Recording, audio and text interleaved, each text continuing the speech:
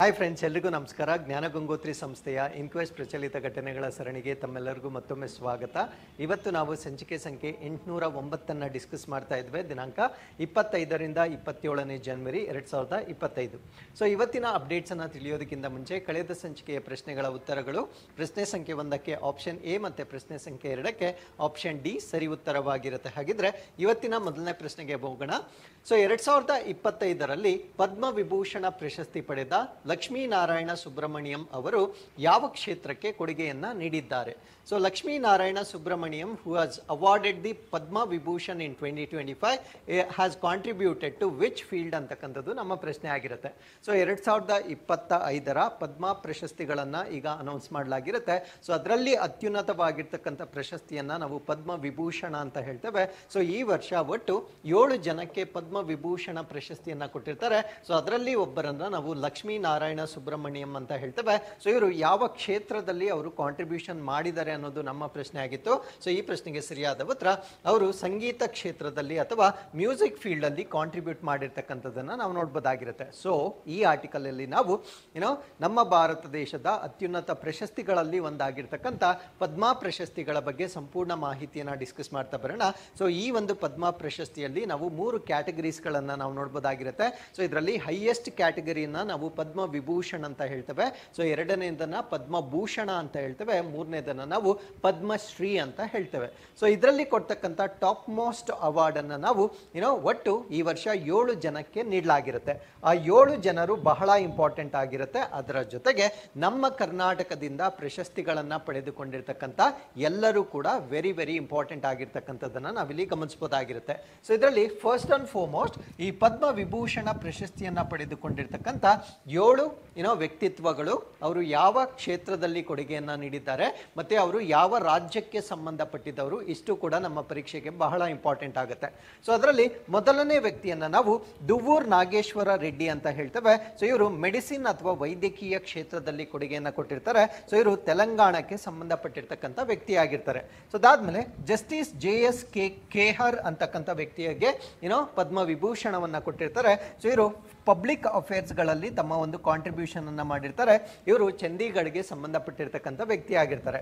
So ಮೂರನೇ ವ್ಯಕ್ತಿಯನ್ನ ನಾವು ಕುಮಿದಿನಿ ರಜನಿಕಾಂತ್ ಲಖಿಯಾ ಅಂತ ಹೇಳ್ತೇವೆ. ಸೊ ಇವರು ಆರ್ಟ್ ಅಥವಾ ಕಲಾ ಕ್ಷೇತ್ರದಲ್ಲಿ ಇವರು ಕೊಡುಗೆಯನ್ನ ಕೊಟ್ಟಿರ್ತಾರೆ. ಸೊ ಇವರು ಗುಜರಾತ್ಗೆ ಸಂಬಂಧಪಟ್ಟಿರ್ತಕ್ಕಂಥ ಮಹಿಳೆ ಆಗಿರ್ತಾರೆ. ಸೊ ಅದಾದ್ಮೇಲೆ ನಾನು ಪ್ರಶ್ನೆಯಲ್ಲಿ ಕೇಳಿರ್ತಕ್ಕಂಥ ಈ ವಾಸುದೇವನ್ ನಾಯರ್, ಸೊ ಇದು ಪ್ರಶ್ನೆಯಲ್ಲಿ ಕೇಳಿರ್ತಕ್ಕಂಥದ್ದಲ್ಲ, ವಾಸುದೇವನ್ ನಾಯರ್. ಸೊ ಇವ್ರಿಗೂ ಕೂಡ ಈ ಒಂದು ಅವಾರ್ಡ್ ಅನ್ನ ನೀಡಲಾಗಿರುತ್ತೆ. ಸೊ ಇವರು ಲಿಟರೇಚರ್ ಅಥವಾ ಸಾಹಿತ್ಯ ಕ್ಷೇತ್ರದಲ್ಲಿ ಕೊಡುಗೆಯನ್ನ ಕೊಟ್ಟಿರ್ತಾರೆ. ಸೊ ಇವರು ಕೇರಳಗೆ ಸಂಬಂಧಪಟ್ಟಿರ್ತಕ್ಕಂಥ ವ್ಯಕ್ತಿ ಆಗಿರ್ತಾರೆ. ಬಟ್ ಇವ್ರ ಬಗ್ಗೆ ಇನ್ನೊಂದು ಪಾಯಿಂಟ್ ನಮ್ಗೆ ಏನ್ ಗೊತ್ತಿರ್ಬೇಕಂದ್ರೆ, ಸೊ ಇವರಿಗೆ ಈ ಒಂದು ಪ್ರಶಸ್ತಿಯನ್ನ ಪೋಸ್ಟ್ ಥಾಮಸ್ಲಿ ಅಂದ್ರೆ ಮರಣೋತ್ತರವಾಗಿ ಈ ಒಂದು ಪ್ರಶಸ್ತಿಯನ್ನ ಕೊಟ್ಟಿರ್ತಕ್ಕಂಥದ್ದನ್ನ ನಾವು ನೋಡ್ಬೋದಾಗಿರುತ್ತೆ. ಸೊ ನಾವು ಪ್ರಶ್ನೆಯಲ್ಲಿ ಡಿಸ್ಕಸ್ ಮಾಡಿರ್ತಕ್ಕಂಥ ಲಕ್ಷ್ಮೀನಾರಾಯಣ ಸುಬ್ರಮಣಿಯಂ, ಸೊ ಇವರು ಆರ್ಟ್ ಅಂದ್ರೆ ಸಂಗೀತ ಕ್ಷೇತ್ರಕ್ಕೆ ಅವರು ಕೊಡುಗೆಯನ್ನ ಕೊಟ್ಟಿರ್ತಾರೆ. ಸೊ ಇವರು ನಮ್ಮ ಕರ್ನಾಟಕಕ್ಕೆ ಸಂಬಂಧಪಟ್ಟಿರ್ತಕ್ಕಂಥ ವ್ಯಕ್ತಿ ಆಗಿರ್ತಾರೆ. ಸೊ ಅದಾದ್ಮೇಲೆ ಒಸುಮು ಸುಜುಕಿ, ಸೊ ಇವ್ರಿಗೂ ಕೂಡ ಪೋಸ್ಟ್ ಥಾಮಸ್ಲಿ ಈ ಒಂದು ಅವಾರ್ಡ್ ಅನ್ನ ಕೊಡ್ತಾ ಇದ್ದಾರೆ. ಸೊ ಇವರು ನಮ್ಮ ದೇಶದವರಲ್ಲ, ಇವರು ಜಪಾನ್ ರಾಷ್ಟ್ರಕ್ಕೆ ಸಂಬಂಧಪಟ್ಟಿರ್ತಕ್ಕಂಥ ವ್ಯಕ್ತಿ ಆಗಿರ್ತಾರೆ.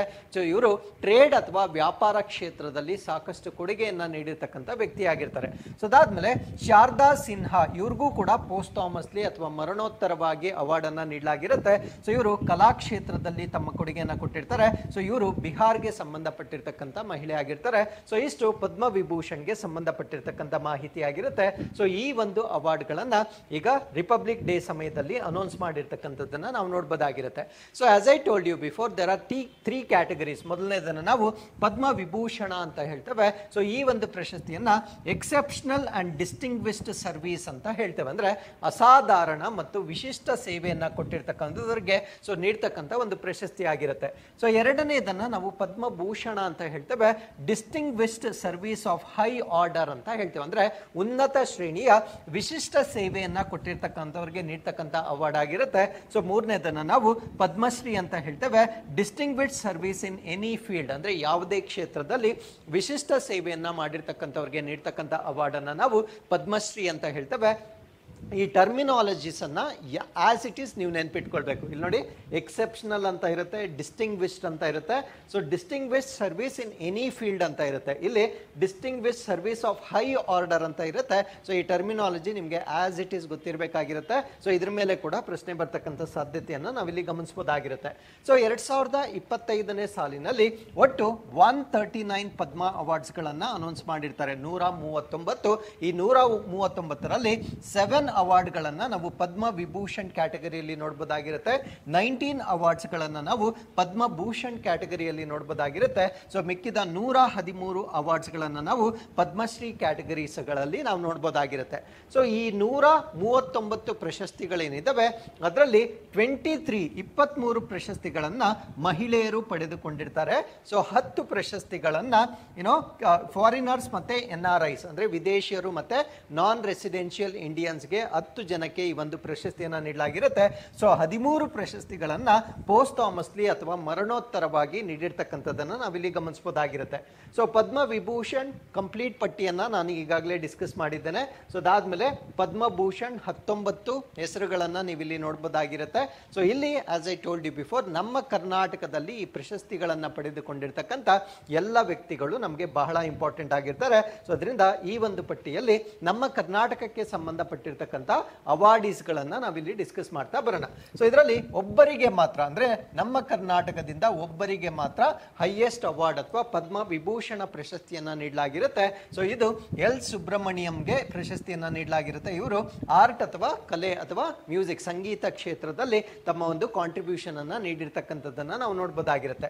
ಸೊ ಅದಾದ್ಮೇಲೆ ಪದ್ಮಭೂಷಣ್ ಅವಾರ್ಡ್ ಅನ್ನ ಆಕ್ಟರ್ ಆಗಿರ್ತಕ್ಕಂಥ ಅನಂತ್ ನಾಗರ್ ಅವರು ಪಡೆದುಕೊಂಡಿರ್ತಾರೆ. ಸೊ ಅದ್ರ ಜೊತೆಗೆ ಜರ್ನಲಿಸ್ಟ್ ಅಥವಾ ಪತ್ರಕರ್ತರಾಗಿರ್ತಕ್ಕಂಥ ಸೂರ್ಯ ಪ್ರಕಾಶ್ ರವರಿಗೆ ಪದ್ಮಭೂಷಣ್ ಅವಾರ್ಡ್ ಅನ್ನ ನೀಡಲಾಗಿರುತ್ತೆ. So you can understand here. So ಒಬ್ಬರಿಗೆ ಪದ್ಮ ವಿಭೂಷಣ್ ಬಂದಿರುತ್ತೆ, ಇಬ್ಬರಿಗೆ ಅಂದ್ರೆ ಕರ್ನಾಟಕದಿಂದ ಇಬ್ಬರಿಗೆ ಪದ್ಮಭೂಷಣ ಪ್ರಶಸ್ತಿಯನ್ನ ನೀಡಿರ್ತಕ್ಕಂಥದ್ದನ್ನ ನಾವು ನೋಡಬಹುದಾಗಿರುತ್ತೆ. ಸೊ ಎಲ್ಲರಿಗೆ ಪದ್ಮಶ್ರೀ ಅವಾರ್ಡ್ ಅನ್ನ ನೀಡಲಾಗಿರುತ್ತೆ. ಹಾಗಿದ್ರೆ ನಮ್ಮ ಕರ್ನಾಟಕದಿಂದ ಪದ್ಮಶ್ರೀ ಪ್ರಶಸ್ತಿಯನ್ನ ಪಡೆದುಕೊಂಡಿರ್ತಕ್ಕಂಥವ್ರು ಯಾರು ಅಂತ ನಾವು ನೋಡೋದಾದ್ರೆ ಭೀಮವ್ವ ದೊಡ್ಡಬಾಳಪ್ಪ ಶಿಲ್ಯಾಕ್ಯಾತರ. ಸೊ ಇವರು ಪೊಪೆಟ್ರಿ ಅಂದ್ರೆ ತೊಗಲು ಗೊಂಬೆ ಆಟ ಏನಿರುತ್ತೆ, ಸೊ ಆ ಒಂದು ಕ್ಷೇತ್ರಕ್ಕೆ ಕೊಡುಗೆ ನೀಡಿರ್ತಕ್ಕಂಥ ಮಹಿಳೆ ಆಗಿರ್ತಾರೆ. ಅದಾದ್ಮೇಲೆ ಪ್ರಶಾಂತ್ ಪ್ರಕಾಶ್, ಇವರು ಟ್ರೇಡ್ ಅಂಡ್ ಇಂಡಸ್ಟ್ರಿ ಅಂದ್ರೆ ವಾಣಿಜ್ಯ ಮತ್ತು ವ್ಯಾಪಾರ ಕ್ಷೇತ್ರದಲ್ಲಿ ಇವರು ಕೊಡುಗೆಯನ್ನ ಕೊಟ್ಟಿರ್ತಾರೆ. ಸೊ ಅದಾದ್ಮೇಲೆ ಹಾಸನ್ ರಘು, ಸೊ ಇವರು ಸಿನಿಮಾ ಅಥವಾ ಈ ಒಂದು ಚಲನಚಿತ್ರ ವರ್ಗದಲ್ಲಿ ಅವರು ಹೆಚ್ಚಿನ ಕಾಂಟ್ರಿಬ್ಯೂಷನ್ ಅನ್ನು ಮಾಡಿರ್ತಾರೆ. ಸೊ ವಿಜಯಲಕ್ಷ್ಮಿ ದೇಶಮನೆ, ಸೊ ಇವರು ಮೆಡಿಸಿನ್ ಅಥವಾ ವೈದ್ಯಕೀಯ ಕ್ಷೇತ್ರದಲ್ಲಿ ಕಾಂಟ್ರಿಬ್ಯೂಷನ್ ಮಾಡಿರ್ತಾರೆ. ಸೊ ಅದಾದ್ಮೇಲೆ ರಿಕಿ ಕೇಜ್, ಸೊ ಇವರು ಮ್ಯೂಸಿಕ್ ಅಥವಾ ಸಂಗೀತ ಕ್ಷೇತ್ರದಲ್ಲಿ ಕಾಂಟ್ರಿಬ್ಯೂಟ್ ಮಾಡಿರ್ತಾರೆ. ಸೊ ಅದಾದ್ಮೇಲೆ ವೆಂಕಪ್ಪ ಅಂಬಾಜಿ ಸುಗತೇಕರ್, ಸೊ ಇವರು ಫೋಲ್ಕ್ ಆರ್ಟ್ ಅಥವಾ ಈ ಒಂದು ಜಾನಪದ ಕಲೆಯಲ್ಲಿ ಇವರು ತಮ್ಮ ಕಾಂಟ್ರಿಬ್ಯೂಷನ್ ಅನ್ನ ಮಾಡಿರ್ತಕ್ಕಂಥದ್ದನ್ನ ನಾವು ನೋಡಬಹುದಾಗಿರುತ್ತೆ. ಸೊ ಇಷ್ಟು ನಮ್ಮ ಕರ್ನಾಟಕಕ್ಕೆ ಸಂಬಂಧಪಟ್ಟಂತೆ ಈ ಒಂದು ಪದ್ಮ ಪ್ರಶಸ್ತಿಯನ್ನ ಪಡೆದುಕೊಂಡಿರ್ತಕ್ಕಂಥ ಒಂದು ಪಟ್ಟಿ ಆಗಿರುತ್ತೆ. ಸೊ ಇವರ ಬಗ್ಗೆ ನಾವು ಇನ್ನೂ ಹೆಚ್ಚಿನ ಮಾಹಿತಿಯನ್ನ ತಿಳ್ಕೊಳ್ಳೋದಾದ್ರೆ, ಸೊ ಒಬ್ಬರಿಗೆ ಮಾತ್ರ ಪದ್ಮ ವಿಭೂಷಣ ಪ್ರಶಸ್ತಿಯನ್ನ ನೀಡಲಾಗಿರುತ್ತೆ. ಸೊ ಅವರು ಲಕ್ಷ್ಮೀನಾರಾಯಣ ಸುಬ್ರಹ್ಮಣ್ಯಂ. ಸೊ ಇವರು ವಯಲಿನಿಸ್ಟ್ ಆಗಿರ್ತಾರೆ ಮತ್ತೆ ಕಂಪೋಸರ್ ಆಗಿರ್ತಾರೆ, ಅಂದ್ರೆ ಪಿಟೀಲು ವಾದಕ ಮತ್ತೆ ಸಂಗೀತವನ್ನ ಸಂಯೋಜನೆ ಮಾಡ್ತಕ್ಕಂಥ ಕಲೆಯನ್ನ ಕೂಡ ಹೊಂದಿರ್ತಾರೆ. ಸೊ ಈ ಒಂದು ಕೊಡುಗೆಗಾಗಿ ಇವರಿಗೆ ಪದ್ಮ ವಿಭೂಷಣ ಪ್ರಶಸ್ತಿಯನ್ನ ನೀಡಲಾಗಿರುತ್ತೆ. ಸೊ ಪದ್ಮಭೂಷಣ ಪ್ರಶಸ್ತಿಯನ್ನ ಆಕ್ಟರ್ ಆಗಿರ್ತಕ್ಕಂಥ ಅನಂತ್ ನಾಗರ್ ಅವರಿಗೆ ಕೊಡಲಾಗಿರುತ್ತೆ. ಸೊ ಅದಾದ್ಮೇಲೆ ಸೂರ್ಯ ಪ್ರಕಾಶ್, ಇವರು ಜರ್ನಲಿಸಂ ನಲ್ಲಿ ಹೆಚ್ಚಿನ ಒಂದು ಕಾಂಟ್ರಿಬ್ಯೂಷನ್ ಅನ್ನ ಮಾಡಿರ್ತಾರೆ. ಸೊ ಅದಾದ್ಮೇಲೆ ಇವರು ಈ ಪ್ರಸಾರ ಭಾರತಿ ಏನಿತ್ತು, ಸೊ ಅದರಲ್ಲಿ ಮಾಜಿ ಅಧ್ಯಕ್ಷರಾಗಿ ಅಂದ್ರೆ ಮುಂಚೆ ಅಧ್ಯಕ್ಷರಾಗಿ ಕೂಡ ಸೇವೆ ಸಲ್ಲಿಸಿರ್ತಕ್ಕಂಥದ್ದನ್ನ ನಾವಿಲ್ಲಿ ಗಮನಿಸಬಹುದಾಗಿರುತ್ತೆ. ಸೊ ಅದಾದ್ಮೇಲೆ ಪದ್ಮಶ್ರೀ ಅವಾರ್ಡ್ ಅನ್ನ ರಿಕಿ ಕೇಜ್ ಅವರಿಗೆ ನೀಡಲಾಗಿರುತ್ತೆ. ಸೊ ಇವರಿಗೆ ಗ್ರಾಮಿ ಅವಾರ್ಡ್ ಕೂಡ ಬಂದಿತ್ತು. ಸೊ ಗ್ರಾಮಿ ಅವಾರ್ಡ್ ಕೂಡ ಬಂದಿತ್ತು. ಅದಾದ್ಮೇಲೆ ಇವರು ಎನ್ವೈರನ್ಮೆಂಟಲ್ ಅಡ್ವೊಕೇಟ್ ಕೂಡ ಆಗಿರ್ತಾರೆ, ಅಂದ್ರೆ ಪರಿಸರದ ಅಥವಾ ಪರಿಸರ ರಕ್ಷಣೆಗೆ ಪ್ರತಿವಾದಕರಾಗಿ ಕೂಡ ಇವರು ಸೇವೆಯನ್ನ ಸಲ್ಲಿಸಿರ್ತಾರೆ. ಬಟ್ ಈ ಅವಾರ್ಡ್ ಅನ್ನ ಕೊಟ್ಟಿರ್ತಕ್ಕಂಥದ್ದು ಅವರ ಒಂದು ಕಲೆಯನ್ನ ಗುರುತಿಸಿ ಕೊಟ್ಟಿರ್ತಕ್ಕಂಥ ಅವಾರ್ಡ್ ಆಗಿರುತ್ತೆ. ಸೊ ಅದಾದ್ಮೇಲೆ ವೆಂಕಪ್ಪ ಅಂಬಾಜಿ ಸುಗತೇಕರ್ ಅಂತ ಹೇಳ್ತೇವೆ. ಸೊ ಇವರು ಗೊಂದಾಲಿ ಫೋಕ್ ಆರ್ಟಿಸ್ಟ್ ಆಗಿರ್ತಾರೆ. ಸೊ ಇವರು ಫೋಕ್ ಮ್ಯೂಸಿಕ್ ಮತ್ತೆ ಸ್ಟೋರಿ ಟೆಲ್ಲಿಂಗ್ಗೆ ಕಾಂಟ್ರಿಬ್ಯೂಷನ್ ಅನ್ನ ಮಾಡಿರ್ತಾರೆ. ಸೊ ಇವರ ಹೆಸರು ವೆಂಕಪ್ಪ ಅಂಬಾಜಿ ಸುಗಟೇಕರ್ ಅಂತ ಹೇಳ್ತೇವೆ. ಸಾಂಪ್ರದಾಯಿಕ ಜಾನಪದ ಸಂಗೀತ ಮತ್ತು ಕತೆ ಹೇಳುವಿಕೆಯನ್ನ ಸಂರಕ್ಷಿಸುವಲ್ಲಿ ಅವರು ಕೊಟ್ಟಿರ್ತಕ್ಕಂಥ ಒಂದು ಕೊಡುಗೆ ಆಗಿರುತ್ತೆ. ಸೊ ಅವರು ಗೋಂದಾಳಿ ಜಾನಪದ ಕಲಾವಿದರಾಗಿ ಒಂದು ಕಾಂಟ್ರಿಬ್ಯೂಷನ್ ಅನ್ನ ಮಾಡಿರುವ ಕಾರಣದಿಂದ ಸೊ ಇವರಿಗೆ ಪದ್ಮಶ್ರೀ ಅವಾರ್ಡ್ ಅನ್ನ ನೀಡಲಾಗಿರುತ್ತೆ. ಡಾಕ್ಟರ್ ವಿಜಯಲಕ್ಷ್ಮಿ ದೇಶಮಾನೆ, ಸೊ ಇವರಿಗೆ ಈ ಅವಾರ್ಡ್ ಅವಾರ್ಡ್ ಅನ್ನ ನೀಡಲಿಕ್ಕೆ ಕಾರಣ ಏನು ಅಂದ್ರೆ, ಸೊ ಇವರೊಬ್ರು ಆಂಕಾಲಜಿಸ್ಟ್ ಆಗಿರ್ತಾರೆ, ಅಂದ್ರೆ ಕ್ಯಾನ್ಸರ್ಗೆ ಟ್ರೀಟ್ಮೆಂಟ್ ಅನ್ನ ಕೊಡ್ತಕ್ಕಂಥ ವೈದ್ಯ ಆಗಿರ್ತಾರೆ. ಸೊ ಅವರು ಕ್ಯಾನ್ಸರ್ ಕೇರ್ ಮತ್ತೆ ರಿಸರ್ಚ್ ಅಂದ್ರೆ ಕ್ಯಾನ್ಸರ್ನ ಆರೈಕೆ ಆಗಿರ್ಬೋದು, ಮತ್ತೆ ಆರೈಕೆ ಜೊತೆಗೆ ಕ್ಯಾನ್ಸರ್ ಕ್ಷೇತ್ರದಲ್ಲಿ ಮಾಡಿರ್ತಕ್ಕಂಥ ಸಂಶೋಧನೆಗಾಗಿ ಸೊ ಇವರಿಗೆ ಪದ್ಮಶ್ರೀ ಅವಾರ್ಡ್ ಅನ್ನ ಕೊಟ್ಟಿರ್ತಕ್ಕಂಥದ್ದನ್ನ ನಾವು ನೋಡ್ಬೋದಾಗಿರುತ್ತೆ. ಸೊ ಭೀಮವ್ವ ದೊಡ್ಡ ಬಾಳಪ್ಪ ಶಿಲ್ಲೇಕ್ಯಾತರ, ಸೊ ಇವರು ಮಾಸ್ಟರ್ ಪೊಪೆಟಿಯರ್ ಆಗಿರ್ತಾರೆ, ಅಂದ್ರೆ ಈ ಒಂದು ತೊಗಲು ಬೊಂಬೆ ಆಟದಲ್ಲಿ ಸಾಕಷ್ಟು ಪರಿಣಿತಿಯನ್ನ ಹೊಂದಿರ್ತಾರೆ. ಸೊ ಅವರು ಕೊಟ್ಟಿರ್ತಕ್ಕಂಥ ಕಾಂಟ್ರಿಬ್ಯೂಷನ್ ಅಥವಾ ಫೀಲ್ಡ್ ಏನು ಅಂದ್ರೆ ಈ ತೊಗಲು ಬೊಂಬೆ ಆಟ. ಸೊ ಇದನ್ನ ನಮ್ಮ ಕರ್ನಾಟಕದ ಲೆದರ್ ಶಾಡೋ ಪೊಪೆಟ್ರಿ ಅಂತ ಹೇಳ್ತೇವೆ, ಅಂದ್ರೆ ತೊಗಲು ನೆರಳು ಗೊಂಬೆಯಾಟ ಅಂತ ಹೇಳ್ತೇವೆ. ಸೊ ಈ ಒಂದು ತೊಗಲು ಛಾಯೆ ಅಥವಾ ಗೊಂಬೆ ತೊಗಲು ನೆರಳು ಬೊಂಬೆಯಾಟಕ್ಕೆ ಸೊ ಇವ್ರು ಕೊಟ್ಟಿರ್ತಕ್ಕಂಥ ಕಾಂಟ್ರಿಬ್ಯೂಷನ್ಗಾಗಿ ಇವ್ರಿಗೂ ಕೂಡ ಪದ್ಮಶ್ರೀ ಪ್ರಶಸ್ತಿಯನ್ನ ನೀಡಲಾಗಿರುತ್ತೆ. ಸೊ ಅದಾದ್ಮೇಲೆ ಕೊನೆಯ ವ್ಯಕ್ತಿಯನ್ನ ನಾವು ಪ್ರಶಾಂತ್ ಪ್ರಕಾಶ್ ಅಂತ ಹೇಳ್ತೇವೆ. ಸೊ ಇವರು ಆಂಟ್ರಪ್ರಿನಿಯರ್ ಮತ್ತೆ ಫಿಲಾಂಥ್ರಪಿಸ್ಟ್ ಆಗಿರ್ತಾರೆ.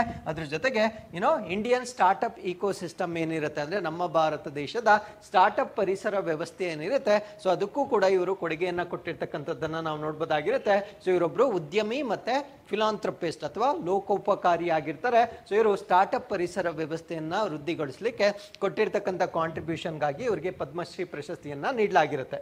So with this let's get into question number 2. Padma ಅವಾರ್ಡ್ಸ್ಗಳ ಜೊತೆಗೆ ಒಂದು ನಮ್ಮ ಸೈನಿಕರಿಗೆ ಕೊಡ್ತಕ್ಕಂಥ ಅವಾರ್ಡ್ಸ್ಗಳನ್ನ ಕೂಡ ಅನೌನ್ಸ್ ಮಾಡಿರ್ತಾರೆ. ಸೊ ಅದಕ್ಕೆ ಸಂಬಂಧಪಟ್ಟಂತೆ ಮುಂದಿನ ಪ್ರಶ್ನೆ, 2025ರಲ್ಲಿ 22 ರಾಷ್ಟ್ರೀಯ ರೈಫಲ್ಗಳ ಮೇಜರ್ ಮಂಜಿತ್ ಅವರಿಗೆ ಯಾವ ಪ್ರತಿಷ್ಠಿತ ಪ್ರಶಸ್ತಿಯನ್ನು ನೀಡಲಾಯಿತು? So which prestigious award was conferred upon major Manjit from 22 ರಾಷ್ಟ್ರೀಯ ರೈಫಲ್ಸ್ ಇನ್ 2025. ಸೊ ಅವ್ರು ಇರ್ತಕ್ಕಂಥ ಒಂದು ರೆಜಿಮೆಂಟ್ ಅನ್ನು ನಾವು 22 ರಾಷ್ಟ್ರೀಯ ರೈಫಲ್ಸ್ ಅಂತ ಹೇಳ್ತೇವೆ. ಸೊ ಈ ಒಂದು ರೈಫಲ್ ನಲ್ಲಿ ಇದ್ದಂತಹ ಮಜರ್ ಮಂಜಿತ್ ರವರಿಗೆ ಯಾವ ಪ್ರಶಸ್ತಿಯನ್ನ 2025ರಲ್ಲಿ ನೀಡಲಾಗಿರುತ್ತೆ ಅನ್ನೋದು ನಮ್ಮ ಪ್ರಶ್ನೆ ಆಗಿರುತ್ತೆ. ಸೊ ಈ ಪ್ರಶ್ನೆಗೆ ಸರಿಯಾದ ಉತ್ತರ ಕೀರ್ತಿ ಚಕ್ರ ಪ್ರಶಸ್ತಿಯನ್ನ ಇವರಿಗೆ ನೀಡಿರ್ತಕ್ಕಂಥದ್ದನ್ನ ನಾವು ನೋಡ್ಬೋದಾಗಿರುತ್ತೆ. ನಮ್ಮ ಭಾರತ ದೇಶದಲ್ಲಿ ಕೊಡ್ತಕ್ಕಂಥ ಪ್ರಶಸ್ತಿಗಳೇನಿರ್ತವೆ ಅದನ್ನ ನಾವು ಮೇಜರ್ ಆಗಿ 2 ಕ್ಯಾಟಗರೀಸ್ ಆಗಿ ಡಿವೈಡ್ ಮಾಡಬಹುದು.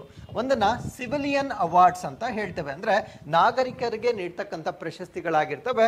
ಇನ್ನೊಂದನ್ನ ನಾವು ಗ್ಯಾಲೆಂಟ್ರಿ ಅವಾರ್ಡ್ಸ್ ಅಂತ ಹೇಳ್ತೇವೆ. ಗ್ಯಾಲೆಂಟ್ರಿ ಅವಾರ್ಡ್ಸ್ ಅಂದ್ರೆ ನಮ್ಮ ಸೈನಿಕರಿಗೆ ನೀಡ್ತಕ್ಕಂಥ ಅವಾರ್ಡ್ಸ್ ಗಳಾಗಿರ್ತವೆ. ಸಿವಿಲಿಯನ್ ಅವಾರ್ಡ್ಸ್ ಗಳಲ್ಲಿ ಟಾಪ್ ಮೋಸ್ಟ್ ಅವಾರ್ಡ್ ಅನ್ನ ನಾವು ಭಾರತ ರತ್ನ ಪ್ರಶಸ್ತಿ ಅಂತ ಹೇಳ್ತೇವೆ. ಸೊ ಭಾರತ ರತ್ನ ಪ್ರಶಸ್ತಿಯನ್ನ ಸ್ಥಾಪನೆ ಮಾಡಿರ್ತಕ್ಕಂಥದ್ದು 1954 ಅಥವಾ 1954ರಲ್ಲಿ ಸ್ಥಾಪನೆ ಮಾಡಲಾಗಿರುತ್ತೆ. ಸೊ ಅದಾದ್ಮೇಲೆ ಭಾರತ ರತ್ನ ಅವಾರ್ಡ್ ಆದ್ಮೇಲೆ ಅದಕ್ಕಿಂತ ಸ್ವಲ್ಪ ಲೋ ಡಿಗ್ರಿ ಇರ್ತಕ್ಕಂಥದ್ದನ್ನ ನಾವು ಪದ್ಮ ಅವಾರ್ಡ್ಸ್ ಅಂತ ಹೇಳ್ತೇವೆ. ಸೊ ಇದನ್ನು ಕೂಡ ನಾವು 1954ರಲ್ಲಿ ಇದನ್ನ ಕೂಡ ಸ್ಥಾಪನೆ ಮಾಡಲಾಗಿರುತ್ತೆ ಅಥವಾ ಪ್ರಾರಂಭ ಮಾಡಲಾಗಿರುತ್ತೆ. ಸೊ ಪ್ರತಿ ವರ್ಷ ರಿಪಬ್ಲಿಕ್ ಡೇ ಈವ್ ನಂದು ಇದನ್ನ ಅನೌನ್ಸ್ ಮಾಡ್ತಕ್ಕಂಥದ್ದನ್ನ ನಾವು ನೋಡ್ಬೋದಾಗಿರುತ್ತೆ. ಸೊ ನಾಗರಿಕರಿಗೆ ಹೊರತುಪಡಿಸಿ ನಮ್ಮ ಮಿಲಿಟರಿಗೆ ಕೊಡ್ತಕ್ಕಂಥ ಅವಾರ್ಡ್ಗಳನ್ನ ನಾವು ಗ್ಯಾಲೆಂಟ್ರಿ ಅವಾರ್ಡ್ಸ್ಗಳು ಅಂತ ಹೇಳ್ತೇವೆ. ಗ್ಯಾಲೆಂಟ್ರಿ ಅವಾರ್ಡ್ಗಳಲ್ಲಿ ಮತ್ತೆ 2 ಟೈಪ್ಸ್ ಬರುತ್ತೆ. ಒಂದನ್ನ ವಾರ್ ಟೈಮ್ ಅವಾರ್ಡ್ಸ್ ಅಂತ ಹೇಳ್ತೇವೆ. ವಾರ್ ಟೈಮ್ ಅಂದ್ರೆ ಯುದ್ಧದ ಸಮಯದಲ್ಲಿ ಶೌರ್ಯವನ್ನ ಮೆರೆದಿರ್ತಕ್ಕಂಥವ್ರಿಗೆ ಕೊಡ್ತಕ್ಕಂಥ ಪ್ರಶಸ್ತಿಗಳನ್ನ ವಾರ್ ಟೈಮ್ ಅವಾರ್ಡ್ಸ್ ಅಂತ ಹೇಳ್ತೇವೆ. ಸೊ ಎರಡನೇದನ್ನ ನಾವು ಪೀಸ್ ಟೈಮ್ ಅವಾರ್ಡ್ಸ್ ಅಂತ ಕರಿತೇವೆ. ಪೀಸ್ ಟೈಮ್ ಅಂದ್ರೆ ಸೊ ಯುದ್ಧ ನಡೆಯದೇ ಇರುವ ಸಮಯದಲ್ಲಿ ಕಾಂಟ್ರಿಬ್ಯೂಟ್ ಮಾಡಿರ್ತಕ್ಕಂಥ ವ್ಯಕ್ತಿಗಳಿಗೆ ಪೀಸ್ ಟೈಮ್ ಅವಾರ್ಡ್ ಅಂತ ಹೇಳ್ತೇವೆ. ಸೊ ವಾರ್ ಟೈಮ್ ಅವಾರ್ಡ್ ಅನ್ನ ಇನ್ಸ್ಟಿಟ್ಯೂಟ್ ಮಾಡಿರ್ತಕ್ಕಂಥದ್ದು 1950ಯಲ್ಲಿ 1950ರಲ್ಲಿ. ಪೀಸ್ ಟೈಮ್ ಅವಾರ್ಡ್ ಅನ್ನ ಇನ್ಸ್ಟಿಟ್ಯೂಟ್ ಮಾಡಿರ್ತಕ್ಕಂಥದ್ದು 1952 ಅಲ್ಲಿ ಸ್ಥಾಪನೆ ಮಾಡಿರ್ತಕ್ಕಂಥದ್ದನ್ನ ನಾವು ನೋಡ್ಬೋದಾಗಿರುತ್ತೆ. ಸೊ ಈ ಒಂದು ಆರ್ಟಿಕಲ್ ಅಲ್ಲಿ ನಾವು ಈ ಒಂದು ಗ್ಯಾಲೆಂಟ್ರಿ ಅವಾರ್ಡ್ಸ್ ಗಳ ಬಗ್ಗೆ ಸಂಪೂರ್ಣವಾಗಿ ಡಿಸ್ಕಸ್ ಮಾಡ್ತಾ ಬರೋಣ. As I told you before, gallantry awards ಗಳಲ್ಲಿ 2 ಟೈಪ್ಸ್ ಇರುತ್ತೆ. ಒಂದನ್ನ ವಾರ್ ಟೈಮ್ ಅವಾರ್ಡ್ ಅಂತ ಹೇಳ್ತೇವೆ, ಇನ್ನೊಂದನ್ನ ಪೀಸ್ ಟೈಮ್ ಅವಾರ್ಡ್ ಅಂತ ಹೇಳ್ತೇವೆ. ಸೊ ಇವೆರಡರ ನಡುವೆ ಇರತಕ್ಕಂಥ ವ್ಯತ್ಯಾಸಗಳು ನಿಮ್ಗೆ ಈಗಾಗಲೇ ಗೊತ್ತಾಗಿದೆ. So first and foremost you have to understand that war time ಅವಾರ್ಡ್ಸ್ಗಳಲ್ಲಿ ಮತ್ತೆ 3 ಅವಾರ್ಡ್ಸ್ಗಳನ್ನು ನೀಡಲಾಗುತ್ತೆ. ಮೊದಲನೇದನ್ನ ನಾವು ಪರಮ ವೀರ ಚಕ್ರ ಅಂತ ಹೇಳ್ತೇವೆ. ಹೈಯೆಸ್ಟ್ ಮಿಲಿಟರಿ ಅವಾರ್ಡ್ ಆಗಿರುತ್ತೆ, ಅಂದ್ರೆ ಅತ್ಯುನ್ನತ ಮಿಲಿಟರಿ ಪ್ರಶಸ್ತಿಯನ್ನ ನಾವು ಪರಮ ವೀರ ಚಕ್ರ ಅಂತ ಹೇಳ್ತೇವೆ. ಸೊ ಈ 3ಅನ್ನ ಎಸ್ಟಾಬ್ಲಿಷ್ ಮಾಡಿರ್ತಕ್ಕಂಥದ್ದು 1950ಯಲ್ಲಿ ಎಸ್ಟಾಬ್ಲಿಷ್ ಮಾಡಿರ್ತಾರೆ. ಸೊ ವಾರ್ ಟೈಮ್ ನಲ್ಲಿ 2ನೇ ಕ್ಯಾಟಗರಿ ಅವಾರ್ಡ್ ಅನ್ನ ನಾವು ಮಹಾವೀರ ಚಕ್ರ ಅಂತ ಹೇಳ್ತೇವೆ. ಇದನ್ನ ಸೆಕೆಂಡ್ ಹೈಯೆಸ್ಟ್ ಮಿಲಿಟರಿ ಅವಾರ್ಡ್ ಅಂತ ಹೇಳ್ತೇವೆ. 3ನೇದನ್ನ ನಾವು ವೀರ ಚಕ್ರ ಅಂತ ಹೇಳ್ತೇವೆ. ಇದನ್ನ ಪ್ರಶಸ್ತಿಯನ್ನ ಥರ್ಡ್ ಹೈಯೆಸ್ಟ್ ಮಿಲಿಟರಿ ಅವಾರ್ಡ್ ಅಂತ ಹೇಳ್ತೇವೆ. ಈ 3 ಪ್ರಶಸ್ತಿಗಳನ್ನ ಯುದ್ಧದ ಸಮಯದಲ್ಲಿ ಶೌರ್ಯವನ್ನ ತೋರ್ತಕ್ಕಂಥ ಸೈನಿಕರಿಗೆ ನೀಡ್ತಕ್ಕಂಥ ಪ್ರಶಸ್ತಿಗಳನ್ನ ನಾವು ವಾರ್ ಟೈಮ್ ಅವಾರ್ಡ್ಸ್ ಅಂತ ಹೇಳ್ತೇವೆ. ಪರಮ ವೀರ ಚಕ್ರ, ಮಹಾವೀರ ಚಕ್ರ ಮತ್ತೆ ವೀರ ಚಕ್ರ. ಸೊ ಈ 3 ಪ್ರಶಸ್ತಿಗಳನ್ನ ವಾರ್ ಟೈಮ್ ಬ್ರೇವರಿಗೆ ಕೊಡ್ತಕ್ಕಂಥ ಅವಾರ್ಡ್ಸ್ ಗಳಾಗಿರ್ತವೆ. ಸೊ ಅದಾದ್ಮೇಲೆ ಪೀಸ್ ಟೈಮ್ ಅಂದ್ರೆ ಶಾಂತಿಯುತ ಸಮಯದಲ್ಲಿ ಶೌರ್ಯವನ್ನ ಮೆರೆದಿರ್ತಕ್ಕಂಥ ಸೈನಿಕರಿಗೆ ಮತ್ತೆ 3 ಅವಾರ್ಡ್ ಗಳನ್ನ ನೀಡಲಾಗುತ್ತೆ. ಸೊ ಈ ಪರಮವೀರ ಚಕ್ರ ಯಾವ್ದಕ್ಕೆ ಈಕ್ವಲೆಂಟ್ ಆಗಿರುತ್ತೆ ಅಂದ್ರೆ ಅಶೋಕ ಚಕ್ರಗೆ ಈಕ್ವಲೆಂಟ್ ಆಗಿರುತ್ತೆ. ಸೊ ಪೀಸ್ ಟೈಮ್ ಅಲ್ಲಿ ಇದು ಹೈಯೆಸ್ಟ್ ಆಗಿರುತ್ತೆ. ಸೊ ಪೀಸ್ ಟೈಮ್ ಅಲ್ಲಿ ಸೆಕೆಂಡ್ ಪ್ಲೇಸ್ ಅಲ್ಲಿ ಬರ್ತಕ್ಕಂಥದ್ದು ಕೀರ್ತಿ ಚಕ್ರವಾಗಿರುತ್ತೆ. ಸೊ ಪೀಸ್ ಟೈಮ್ ಅಲ್ಲಿ ಥರ್ಡ್ ಪ್ಲೇಸ್ ಅಲ್ಲಿ ಬರ್ತಕ್ಕಂಥದ್ದು ಶೌರ್ಯ ಚಕ್ರವಾಗಿರುತ್ತೆ. ಈ 3 ಪ್ರಶಸ್ತಿಗಳನ್ನ 1952ರಲ್ಲಿ ಎಸ್ಟಾಬ್ಲಿಷ್ ಮಾಡಿರ್ತಕ್ಕಂಥದ್ದನ್ನ ನಾವು ನೋಡ್ಬೋದಾಗಿರುತ್ತೆ. ಸೊ ಪ್ರಸ್ತುತವಾಗಿ ಭಾರತ ದೇಶದಲ್ಲಿ ಯಾವುದೇ ಯುದ್ಧಗಳು ನಡೆಯದೇ ಇರುವ ಕಾರಣದಿಂದ ಸೊ ವಾರ್ ಟೈಮ್ ಅವಾರ್ಡ್ಸ್ ಗಳನ್ನ ಯಾರಿಗೂ ನೀಡಲಾಗಿಲ್ಲ. ಸೊ ಪ್ರಸ್ತುತವಾಗಿ ಪೀಸ್ ಟೈಮ್ ಅವಾರ್ಡ್ಸ್ ಗಳನ್ನ ಮಾತ್ರ ಅನೌನ್ಸ್ ಮಾಡಿರ್ತಕ್ಕಂಥದ್ದನ್ನ ನಾವು ನೋಡ್ಬೋದಾಗಿರುತ್ತೆ. ಸೊ ಇದರಲ್ಲೂ ಕೂಡ ಅಶೋಕ ಚಕ್ರವನ್ನ ಈ ಬಾರಿ ಯಾರಿಗೂ ನೀಡಲಾಗಿಲ್ಲ. ಕೇವಲ ಕೀರ್ತಿ ಚಕ್ರ ಮತ್ತೆ ಶೌರ್ಯ ಚಕ್ರ ಈ 2 ಪ್ರಶಸ್ತಿಗಳನ್ನ ಮಾತ್ರ ಇಲ್ಲಿ ಅನೌನ್ಸ್ ಮಾಡಿರ್ತಕ್ಕಂಥದ್ದನ್ನ ನಾವು ನೋಡ್ಬೋದಾಗಿರುತ್ತೆ. So total 93 armed forces and central armed police ಫೋರ್ಸಸ್ಗೆ ಸೊ ಈ ಒಂದು ಅವಾರ್ಡ್ ಗಳನ್ನ ನೀಡಿರ್ತಕ್ಕಂಥದ್ದನ್ನ ಅಥವಾ ಅನೌನ್ಸ್ ಮಾಡಿರ್ತಕ್ಕಂಥದ್ದನ್ನ ನಾವು ನೋಡ್ಬೋದಾಗಿರುತ್ತೆ. ಒಟ್ಟು 93 ಸಶಸ್ತ್ರ ಪಡೆಗಳು ಮತ್ತು ಕೇಂದ್ರ ಸಶಸ್ತ್ರ ಪೊಲೀಸ್ ಪಡೆಗಳ ಸಿಬ್ಬಂದಿಗೆ ಶೌರ್ಯ ಪ್ರಶಸ್ತಿಗಳನ್ನ ನೀಡಿರ್ತಕ್ಕಂಥದ್ದನ್ನ ನಾವು ನೋಡ್ಬೋದಾಗಿರುತ್ತೆ. ಸೊ ಇದರಲ್ಲಿ ಕೀರ್ತಿ ಚಕ್ರವನ್ನ ಇಬ್ಬರಿಗೆ ನೀಡಲಾಗಿರುತ್ತೆ. For example I told you, so peace time ಅಲ್ಲಿ 3 ಅವಾರ್ಡ್ ಗಳನ್ನ ನೋಡ್ಬೋದಾಗಿರುತ್ತೆ. ಒಂದು ಅಶೋಕ, ಕೀರ್ತಿ ಮತ್ತೆ ಶೌರ್ಯ. ಸೊ ಈ ವರ್ಷ ಅಶೋಕ ಅವಾರ್ಡ್ ಗಳನ್ನ ನೀಡಲಾಗಿಲ್ಲ. ಕೀರ್ತಿ ಚಕ್ರ ಅವಾರ್ಡ್ ಅನ್ನ ಇಬ್ಬರಿಗೆ ನೀಡಿರ್ತಕ್ಕಂಥದ್ದನ್ನ ನಾವು ನೋಡ್ಬೋದಾಗಿರುತ್ತೆ. ಸೊ ಮಿಕ್ಕಿದ ಇದರಲ್ಲಿ ಮೊದಲನೇ ವ್ಯಕ್ತಿ ಮೇಜರ್ ಮಂಜಿತ್ ಫ್ರಮ್ 22 ರಾಷ್ಟ್ರೀಯ ರೈಫಲ್ಸ್ ಆಗಿರ್ತಾರೆ. ಸೊ ಎರಡನೇ ವ್ಯಕ್ತಿಯನ್ನ ನಾಯ್ಕ್ ದಿಲ್ವಾರ್ ಖಾನ್ ಅಂತ ಹೇಳ್ತೇವೆ. ಸೊ ಇವರಿಗೆ ಪೋಸ್ಟ್ ಥಾಮಸ್ಲಿ ಅಥವಾ ಮರಣೋತ್ತರವಾಗಿ ಸೊ ಈ ಒಂದು ಕೀರ್ತಿ ಚಕ್ರ ಅವಾರ್ಡ್ ಅನ್ನ ನೀಡಿರ್ತಕ್ಕಂಥದ್ದನ್ನ ನಾವು ನೋಡ್ಬೋದಾಗಿರುತ್ತೆ. ಸೊ ಮಿಕ್ಕಿದ ಎಲ್ಲರಿಗೂ ಶೌರ್ಯ ಚಕ್ರ ಪ್ರಶಸ್ತಿಯನ್ನ ನೀಡಲಾಗಿರುತ್ತೆ. ಸೊ ಅದರ ಪಟ್ಟಿಯನ್ನ ನಾವಿಲ್ಲಿ ಕೊಟ್ಟಿರ್ತೇವೆ. So this is just for your information ಆಗಿರುತ್ತೆ. ಸೊ ಕೀರ್ತಿ ಚಕ್ರ ಆಲ್ರೆಡಿ ನಾನು ಎಕ್ಸ್ಪ್ಲೇನ್ ಮಾಡಿದ್ದೇನೆ. ಸೊ ಈ ಇಬ್ಬರು ವ್ಯಕ್ತಿಗಳಿಗೆ ಕೀರ್ತಿ ಚಕ್ರ, ಮಿಕ್ಕಿದ ಎಲ್ಲವರಿಗೆ ಶೌರ್ಯ ಚಕ್ರ ಪ್ರಶಸ್ತಿಯನ್ನ ನೀಡಿರ್ತಕ್ಕಂಥದ್ದನ್ನ ನಾವಿಲ್ಲಿ ನೋಡಬಹುದಾಗಿರುತ್ತೆ. So with this let's get into question number 3. 76ನೇ ಗಣರಾಜ್ಯೋತ್ಸವದ ಮೆರವಣಿಗೆಯಲ್ಲಿ ಕರ್ನಾಟಕದ ಸ್ತಬ್ಧ ಚಿತ್ರದಲ್ಲಿ ಯಾವ ನಗರದ ಕಲಾತ್ಮಕ ಮತ್ತು ಐತಿಹಾಸಿಕ ದೇವಾಲಯಗಳನ್ನು ಪ್ರದರ್ಶಿಸಲಾಯಿತು? So which cities artistic and historic temples were showcased in Karnataka's tableau during 76th republic day parade? So ಪ್ರತಿ ವರ್ಷ ಈ ರಿಪಬ್ಲಿಕ್ ಡೇ ಪೆರೇಡ್ ಏನಾಗುತ್ತೆ, ಸೊ ಆ ಒಂದು ಪೆರೇಡ್ ನಲ್ಲಿ ವಿವಿಧ ರಾಜ್ಯಗಳು, ವಿವಿಧ ಇಲಾಖೆಗಳಿಗೆ ಸಂಬಂಧಪಟ್ಟಂತೆ ಕೆಲವೊಂದು ಸ್ತಬ್ಧ ಚಿತ್ರಗಳನ್ನ ಅಲ್ಲಿ ಎಕ್ಸಿಬಿಟ್ ಮಾಡಲಾಗುತ್ತೆ. ಸೊ ಈ ವರ್ಷ ನಮ್ಮ ಕರ್ನಾಟಕದ ಒಂದು ನಗರದ ದೇವಾಲಯಗಳನ್ನ ಅಲ್ಲಿ ರೆಪ್ಲಿಕಾ ಮಾಡುವ ಮುಖಾಂತರ ಅದನ್ನ ಎಕ್ಸಿಬಿಟ್ ಮಾಡಿರ್ತಾರೆ. ಸೊ ಯಾವ ನಗರದ ದೇವಾಲಯಗಳನ್ನ ಇಲ್ಲಿ ಎಕ್ಸಿಬಿಟ್ ಮಾಡಿದ್ರು ಅನ್ನೋದು ನಮ್ಮ ಪ್ರಶ್ನೆ ಆಗಿತ್ತು. ಸೊ ಈ ಪ್ರಶ್ನೆಗೆ ಸರಿಯಾದ ಉತ್ತರ ಲಕ್ಕುಂಡಿಯ ಈ ಒಂದು ದೇವಾಲಯಗಳನ್ನ ಅಥವಾ ಪುರಾತನ ದೇವಾಲಯಗಳನ್ನ ಸೊ ಅಲ್ಲಿ ಸ್ತಬ್ಧ ಚಿತ್ರಗಳ ಮೂಲಕ ತೋರಿಸಿರ್ತಕ್ಕಂಥದ್ದನ್ನ ನಾವು ನೋಡಬಹುದಾಗಿರುತ್ತೆ. ಸೊ ಯು ಕ್ಯಾನ್ ಸಿ ನಮ್ಮ ಕರ್ನಾಟಕದ ಈ ಒಂದು ಸ್ತಬ್ಧ ಚಿತ್ರವನ್ನ ನಾವು ನೋಡಬಹುದಾಗಿರುತ್ತೆ. ಸೊ ಇದು ಬ್ರಹ್ಮನ ದೇವರು ಅಥವಾ ಬ್ರಹ್ಮನ ಮೂರ್ತಿಯನ್ನ ಹೊಂದಿರತಕ್ಕಂಥ ದೇವಾಲಯ ಆಗಿರುತ್ತೆ. ಇನ್ಫ್ಯಾಕ್ಟ್ ಈ ಒಂದು ಮೂರ್ತಿ ದೇವಾಲಯದ ಒಳಗಡೆ ಇರುತ್ತೆ, ಬಟ್ ಎಕ್ಸಿಬಿಷನ್ ಮಾಡುತ್ತಿರುವ ಕಾರಣದಿಂದ ಸೊ ಇದನ್ನ ದೇವಾಲಯದ ಹೊರಗಡೆ ತೋರಿಸಿರ್ತಕ್ಕಂಥದ್ದನ್ನ ನಾವು ನೋಡಬಹುದಾಗಿರುತ್ತೆ. ಸೊ ಇದು ಲಕ್ಕುಂಡಿಯಲ್ಲಿ ನಿರ್ಮಿತವಾಗಿರ್ತಕ್ಕಂಥ ಒಂದು ಟೆಂಪಲ್ ಆಗಿರುತ್ತೆ. ಸೊ ಇದರ ಬಗ್ಗೆ ನಾವಿಲ್ಲಿ ಸಂಪೂರ್ಣವಾಗಿ ಡಿಸ್ಕಸ್ ಮಾಡ್ತಾ ಬರೋಣ. ಸೊ ಈ ಒಂದು ಟ್ಯಾಬ್ಲ್ಯೂ ಅನ್ನ 76th ರಿಪಬ್ಲಿಕ್ ಡೇ ಪೆರೇಡ್ ನಲ್ಲಿ ನಮ್ಮ ಕರ್ನಾಟಕದ ವತಿಯಿಂದ ಎಕ್ಸಿಬಿಟ್ ಮಾಡಲಾಗಿರುತ್ತೆ. Artistic and historic temples of Lakkundi. So ಈ ಒಂದು city renowned for the stone craftsmanship, ಅಂದ್ರೆ ಈ ಒಂದು ಕಲ್ಲಿನ ಒಂದು ಕರಕುಶಲತೆಗೆ ತುಂಬಾ ಪ್ರಸಿದ್ಧಿ ಆಗಿರ್ತಕ್ಕಂಥ ಅಥವಾ ಹೆಸರುವಾಸಿಯಾಗಿರ್ತಕ್ಕಂಥ ಲಕ್ಕುಂಡಿಯ ಕಲಾತ್ಮಕ ಮತ್ತು ಐತಿಹಾಸಿಕ ದೇವಾಲಯಗಳನ್ನ ಸೊ ಈ ಒಂದು ಪಥಸಂಚಲನದಲ್ಲಿ ನಮ್ಮ ಕರ್ನಾಟಕದಿಂದ ಸೊ ಅಲ್ಲಿ ರೆಪ್ರೆಸೆಂಟ್ ಮಾಡಿರ್ತಕ್ಕಂಥದ್ದನ್ನ ನಾವು ನೋಡಬಹುದಾಗಿರುತ್ತೆ. ಸೊ ಲಕ್ಕುಂಡಿ ಎಲ್ಲಿದೆ, ಅದರ ಲೊಕೇಶನ್ ಬಗ್ಗೆ ನಾವು ತಿಳ್ಕೊಳ್ಳೋದಾದ್ರೆ ಸೊ ಇದನ್ನ ನಾವು ಗದಗ್ ಡಿಸ್ಟ್ರಿಕ್ಟ್ ಆಫ್ ಕರ್ನಾಟಕದಲ್ಲಿ ನಾವು ನೋಡಬಹುದಾಗಿರುತ್ತೆ. So it is somewhere around 70 kilometers from ಹುಬ್ಬಳ್ಳಿಯಿಂದ 70 ಕಿಲೋಮೀಟರ್ ದೂರದಲ್ಲಿರ್ತಕ್ಕಂಥ ಒಂದು ಪ್ರದೇಶವಾಗಿರುತ್ತೆ. ಸೊ ಈ ಒಂದು ಪ್ರದೇಶ ಅಥವಾ ಲಕ್ಕುಂಡಿಯ ಸಿಗ್ನಿಫಿಕೆನ್ಸ್ ಅಥವಾ ಪ್ರಾಮುಖ್ಯತೆ ಏನು ಅಂತ ನಾವು ನೋಡೋದಾದ್ರೆ ಸೊ ಇದನ್ನು ನಾವು ಕ್ರಾಡಲ್ ಆಫ್ ಸ್ಟೋನ್ ಕ್ರಾಫ್ಟ್ ಅಂತ ಹೇಳ್ತೇವೆ. ಅದರ ಅರ್ಥ ಏನು ಅಂದ್ರೆ ಕಲ್ಲಿನ ಕರಕುಶಲ ವಸ್ತುಗಳ ತೊಟ್ಟಿಲು ಅಂತ ಹೇಳ್ತೇವೆ. ಸೊ ಯಾವುದೇ ಒಂದು ಪ್ರದೇಶವನ್ನ ನಾವು ತೊಟ್ಟಿಲು ಅಂತ ಅಂತ ಏನಾದರೂ ನಾಮಕರಣ ಮಾಡಿದ್ರೆ ಸೊ ಆ ಒಂದು ಕಲೆಗೆ ಅದು ಅತ್ಯಂತ ಪ್ರಸಿದ್ಧಿಯಾಗಿರ್ತಕ್ಕಂಥ ಪ್ರದೇಶವಾಗಿರುತ್ತೆ. ಸೊ ಈ ಒಂದು ಲಕ್ಕುಂಡಿ ಅಂತಕ್ಕಂಥದ್ದು ಕಲ್ಲಿನಿಂದ ಕೆತ್ತಲಾಗಿರ್ತಕ್ಕಂಥ ವಸ್ತುಗಳಿಗೆ ಅತ್ಯಂತ ಪ್ರಸಿದ್ಧವಾಗಿರ್ತಕ್ಕಂಥ ಪ್ರದೇಶವಾಗಿರುತ್ತೆ. ಸೊ ಆ ಒಂದು ಕಾರಣದಿಂದ ಇದನ್ನ ಕ್ರೇಡಲ್ ಆಫ್ ಸ್ಟೋನ್ ಕ್ರಾಫ್ಟ್ ಅಂತ ಕರೀತೇವೆ. ಸೊ ಇಲ್ಲಿ ಸ್ಟೋನ್ ಆರ್ಕಿಟೆಕ್ಚರ್ ಅಥವಾ ಕಲ್ಲಿನ ವಾಸ್ತುಶಿಲ್ಪವನ್ನ ನಾವು ಹೆಚ್ಚಾಗಿ ಕಂಡು ಬರ್ತಕ್ಕಂಥ ಒಂದು ಪ್ರದೇಶ ಇದಾಗಿರುತ್ತೆ.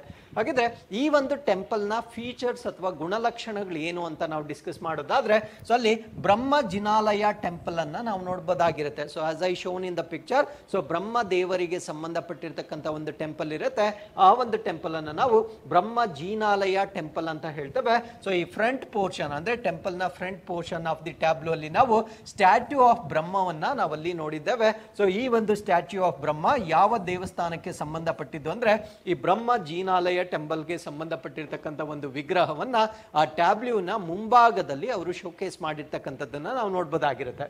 ಸೊ ಈ ಒಂದು ಬ್ರಹ್ಮ ಜಿನಾಲಯ ಟೆಂಪಲ್ ಅಥವಾ ಈ ಒಂದು ಬ್ರಹ್ಮನ ಒಂದು ಸ್ಟ್ಯಾಚ್ಯೂ ಏನಿರುತ್ತೆ, so it is the oldest Jain shrine in Lakkundi dedicated to lord Mahavira. So ಇದು ಲಾರ್ಡ್ ಮಹಾವೀರನಿಗೆ ಅಥವಾ ಈ ಬ್ರಹ್ಮ ಜಿನಾಲಯ ದೇವಾಲಯದ ಬ್ರಹ್ಮನ ಪ್ರತಿಮೆ ಏನಿದೆ ಸೊ ಇದು ಭಗವಾನ್ ಮಹಾವೀರನಿಗೆ ಸಮರ್ಪಿತವಾಗಿರ್ತಕ್ಕಂಥ ಒಂದು ಮೂರ್ತಿಯಾಗಿರುತ್ತೆ. ಸೊ ಈ ಒಂದು ಮೂರ್ತಿಯನ್ನ ಸ್ತಬ್ಧ ಚಿತ್ರದ ಮುಂದೆ ಪ್ರದರ್ಶನ ಮಾಡಿರ್ತಕ್ಕಂಥದ್ದನ್ನ ನಾವಿಲ್ಲಿ ಗಮನಿಸಬಹುದಾಗಿರುತ್ತೆ.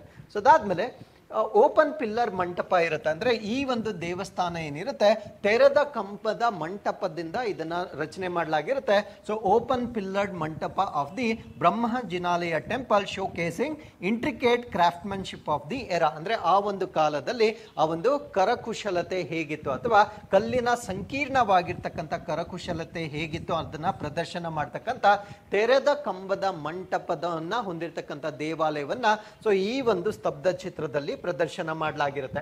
ಸೊ ಅದಾದ್ಮೇಲೆ the main section of the tableau displayed the ornate Kashi Vishveshwara and Naneshwara temples, both dedicated to Lord Shiva. So apart from ಬ್ರಹ್ಮದೇವರನ್ನ ಎಕ್ಸಿಬಿಟ್ ಮಾಡೋದ್ರ ಜೊತೆಗೆ ಈ ಒಂದು ಸ್ತಬ್ಧ ಚಿತ್ರದ ಮುಖ್ಯ ವಿಭಾಗವು ಶಿವನಿಗೆ ಸಮರ್ಪಿತವಾಗಿರ್ತಕ್ಕಂಥ ಅಲಂಕೃತ ಕಾಶಿ ವಿಶ್ವೇಶ್ವರ ಮತ್ತು ನನ್ನೇಶ್ವರ ದೇವಾಲಯಗಳನ್ನ ಕೂಡ ಈ ಒಂದು ಸ್ತಬ್ಧ ಚಿತ್ರಗಳಲ್ಲಿ ಪ್ರದರ್ಶನ ಮಾಡಿರ್ತಕ್ಕಂಥದ್ದನ್ನ ನಾವು ನೋಡಬಹುದಾಗಿರುತ್ತೆ.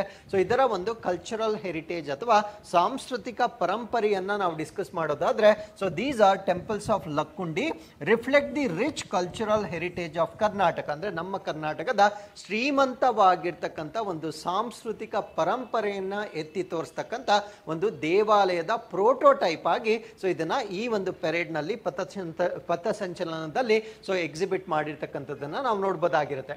ಹಾಗಿದ್ರೆ ಇದರ ಹಿಸ್ಟಾರಿಕಲ್ ಸಿಗ್ನಿಫಿಕೆನ್ಸ್, ಐತಿಹಾಸಿಕವಾಗಿ ಯಾರು ಇದನ್ನ ನಿರ್ಮಾಣ ಮಾಡಿದ್ದಾರೆ, ಯಾವ ಕಾಲದಲ್ಲಿ ಈ ಟೆಂಪಲ್ಸ್ ಅನ್ನ ಡೆವಲಪ್ ಮಾಡಿದ್ದಾರೆ ಅಂತ ನಾವು ನೋಡೋದಾದ್ರೆ ದ ಪ್ರಾಮಿನೆಂಟ್ ಸಿಟಿ ಬಿಟ್ವೀನ್ ಅಂದ್ರೆ ಈ ಲಕ್ಕುಂಡಿ ಏನಿದೆ ಸೊ ಇದು ಪ್ರಾಮಿನೆಂಟ್ ಸಿಟಿ ಅಂದ್ರೆ ಪ್ರಮುಖವಾದ ನಗರವಾಗಿತ್ತು. ಯಾವ ಸಮಯದಲ್ಲಿ ಅಂದ್ರೆ 10th and 12th centuries AD ಅಂದ್ರೆ ಕ್ರಿಸ್ತ ಶಕ 10ರಿಂದ 12ನೇ ಶತಮಾನದ ನಡುವೆ ಈ ಲಕ್ಕುಂಡಿ ಏನಿದೆ ಇದು ಪ್ರಮುಖ ನಗರವಾಗಿರ್ತಕ್ಕಂಥದ್ದನ್ನ ನಾವು ನೋಡಬಹುದಾಗಿರುತ್ತೆ. ಸೊ ಈ ಒಂದು ನಗರ ಏನಿದೆ ಕಲ್ಚರಲ್ ಅಂಡ್ ಆರ್ಕಿಟೆಕ್ಚರಲ್ ಬ್ರಿಲಿಯನ್ಸ್ ಅನ್ನ ನಾವು ನೋಡಬಹುದಾಗಿರುತ್ತೆ. ಅಂದ್ರೆ ಸಾಂಸ್ಕೃತಿಕ ಮತ್ತೆ ವಾಸ್ತುಶಿಲ್ಪದ ಒಂದು ಪ್ರಮುಖ ನಗರವಾಗಿ ನಾವು ಇದನ್ನ ಕನ್ಸಿಡರ್ ಮಾಡಬಹುದಾಗಿರುತ್ತೆ.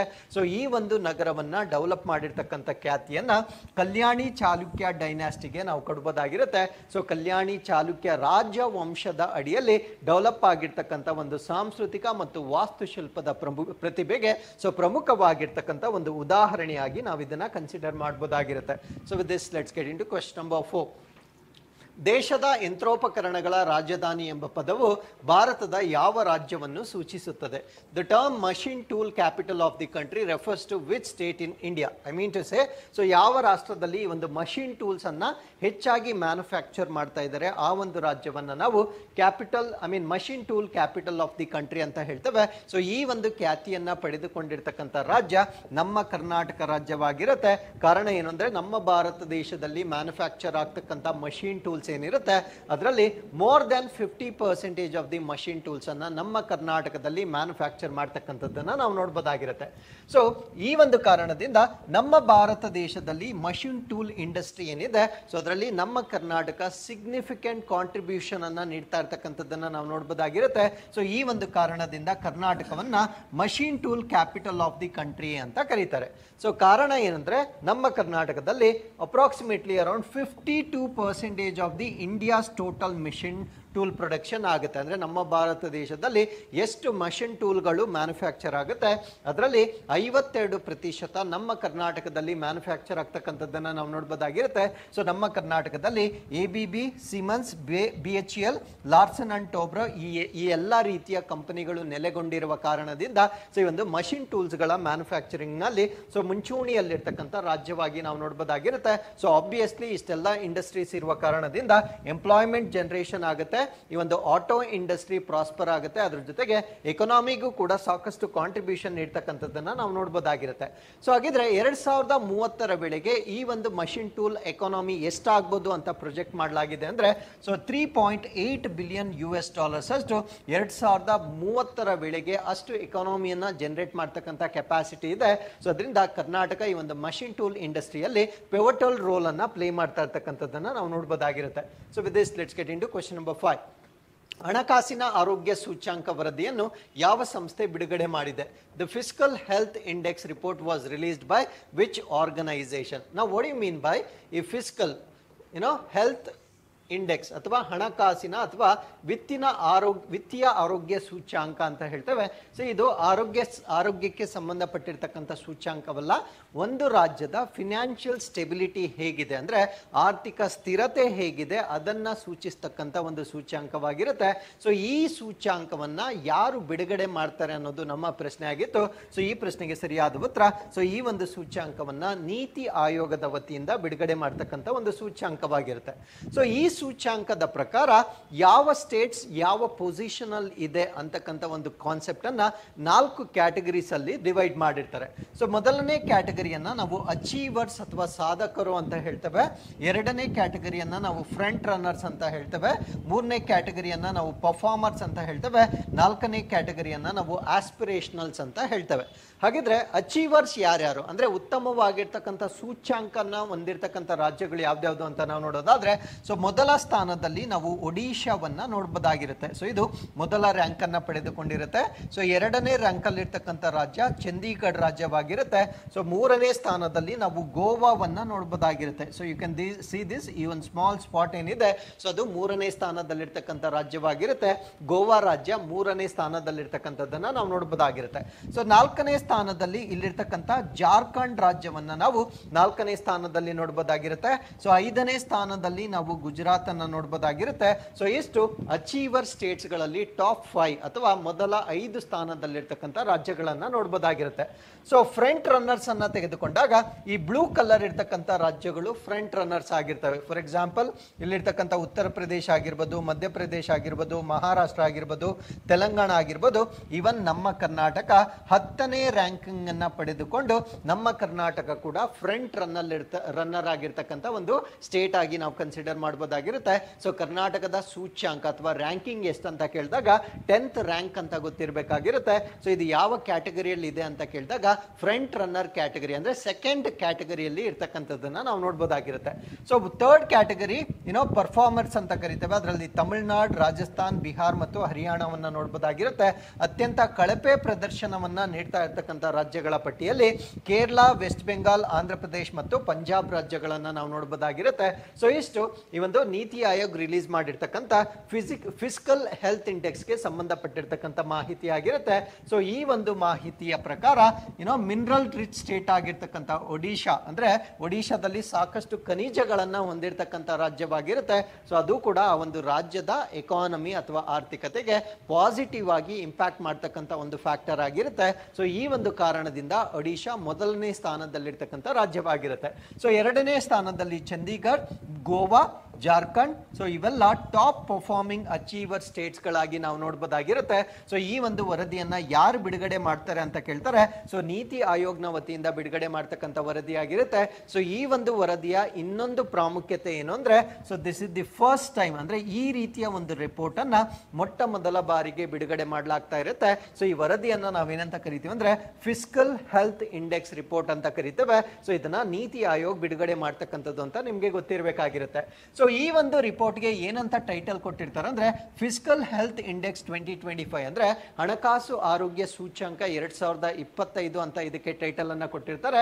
ಹಾಗಿದ್ರೆ ಈ ಒಂದು ರ್ಯಾಂಕಿಂಗ್ ಅನ್ನ ಯಾವ ಹಣಕಾಸಿನ ವರ್ಷದ ಆಧಾರವನ್ನಿಟ್ಟುಕೊಂಡು ಬಿಡುಗಡೆ ಮಾಡಿದ್ದಾರೆ ಅಂತ ಪ್ರಶ್ನೆ ಕೇಳಿದಾಗ 2022-23ನೇ ಆರ್ಥಿಕ ವರ್ಷ, ಬಟ್ ಬಿಡುಗಡೆ ಮಾಡಿರ್ತಕ್ಕಂಥದ್ದು 2024-25 ಇಯರ್ ನಲ್ಲಿ ಇದನ್ನ ಬಿಡುಗಡೆ ಮಾಡಿರ್ತಾರೆ. ಬಟ್ ಆ ಸ್ಟ್ಯಾಟಿಸ್ಟಿಕ್ಸ್ ಎಲ್ಲ 2022 ಮತ್ತು 23ಕ್ಕೆ ಸಂಬಂಧಪಟ್ಟಿರ್ತಕ್ಕಂಥ ಸ್ಟ್ಯಾಟಿಸ್ಟಿಕ್ಸ್ ಆಗಿರ್ತವೆ. ಸೊ ಈ ಒಂದು ವರದಿಯಲ್ಲಿ ಒಟ್ಟು 18 ಮೇಜರ್ ಸ್ಟೇಟ್ಸ್ ಆಫ್ ಇಂಡಿಯಾವನ್ನ ಕನ್ಸಿಡರ್ ಮಾಡಿರ್ತಕ್ಕಂಥದ್ದನ್ನ ನಾವು ನೋಡಬಹುದಾಗಿರುತ್ತೆ. ಸೊ ಹಾಗಿದ್ರೆ ಫಿಸ್ಕಲ್ ಹೆಲ್ತ್ ಇಂಡೆಕ್ಸ್ ಅಂತಕ್ಕಂಥದ್ದು ಯಾವ ಪ್ಯಾರಾಮೀಟರ್ಸ್ ಮೇಲೆ ಅವರು ಡಿಸೈಡ್ ಮಾಡ್ತಾರೆ ಅಂದ್ರೆ, ಸೊ ಇಂಡಿಯಾಸ್ GDP ಅಂದ್ರೆ ನಮ್ಮ ಭಾರತ ದೇಶದ GDPಗೆ ಆ ರಾಜ್ಯಗಳು ಎಷ್ಟು ಕೊಡುಗೆಯನ್ನ ನೀಡ್ತಾ ಇದ್ದಾವೆ ಅದನ್ನ ಕನ್ಸಿಡರ್ ಮಾಡ್ತಾರೆ. ಡೆಮೋಗ್ರಫಿ ಅಂದ್ರೆ ಜನಸಂಖ್ಯಾ ಶಾಸ್ತ್ರವನ್ನ ಅಲ್ಲಿ ಕನ್ಸಿಡರ್ ಮಾಡ್ತಾರೆ. ಟೋಟಲ್ ಪಬ್ಲಿಕ್ ಎಕ್ಸ್ಪೆಂಡಿಚರ್ ಅಂದ್ರೆ ಸರ್ಕಾರಗಳು ಎಷ್ಟು ಹಣವನ್ನ ವೆಚ್ಚ ಮಾಡ್ತಾ ಇದ್ದಾವೆ ಅನ್ನೋದನ್ನ ಚೆಕ್ ಮಾಡ್ತಾರೆ. ಅಲ್ಲಿರ್ತಕ್ಕಂಥ ರೆವಿನ್ಯೂ, ಆ ರಾಜ್ಯದ ಒಂದು ರೆವಿನ್ಯೂನ ಚೆಕ್ ಮಾಡ್ತಾರೆ. ಓವರ್ ಆಲ್ ಫಿಸ್ಕಲ್ ಸ್ಟೆಬಿಲಿಟಿ ಅಂದ್ರೆ ಆ ರಾಜ್ಯದ ಹಣಕಾಸು ಸ್ಥಿರತೆ ಎಷ್ಟಿದೆ, ಈ ಎಲ್ಲ ಪಾಯಿಂಟ್ ಗಳನ್ನ ಆಧರಿಸಿ ಸೊ ಈ ಒಂದು ಸೂಚ್ಯಾಂಕವನ್ನ ಬಿಡುಗಡೆ ಮಾಡ್ತಕ್ಕಂಥದ್ದನ್ನ ನಾವು ನೋಡಬಹುದಾಗಿರುತ್ತೆ. ಸೊ ಈ ಒಂದು ರಿಪೋರ್ಟ್ ನ ಪ್ರಕಾರ ವರ್ಸ್ಟ್ ಪರ್ಫಾರ್ಮಿಂಗ್ ಸ್ಟೇಟ್ಸ್ ಯಾವ್ದು ಅಂತ ನಾನು ಆಲ್ರೆಡಿ ಹೇಳಿದ್ದೇನೆ.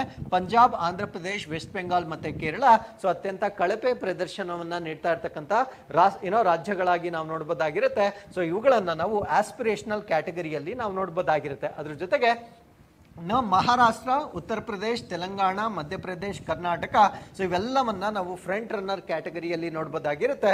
ಸೊ ತಮಿಳ್ನಾಡು, ಬಿಹಾರ್, ರಾಜಸ್ಥಾನ್, ಹರಿಯಾಣ ಇವನ್ನೆಲ್ಲ ನಾವು ಪರ್ಫಾರ್ಮರ್ ಕ್ಯಾಟಗರಿಯಲ್ಲಿ ನಾವು ನೋಡಬಹುದಾಗಿರುತ್ತೆ. ಸೊ ಇದನ್ನೆಲ್ಲ ನಾನು ಆಲ್ರೆಡಿ ಮ್ಯಾಪ್ ಅಲ್ಲಿ ತೋರಿಸಿರ್ತೇನೆ. ಸೊ ಅದು ಮತ್ತೆ ಇಲ್ಲಿ ರಿಪೀಟ್ ಆಗಿರುತ್ತೆ.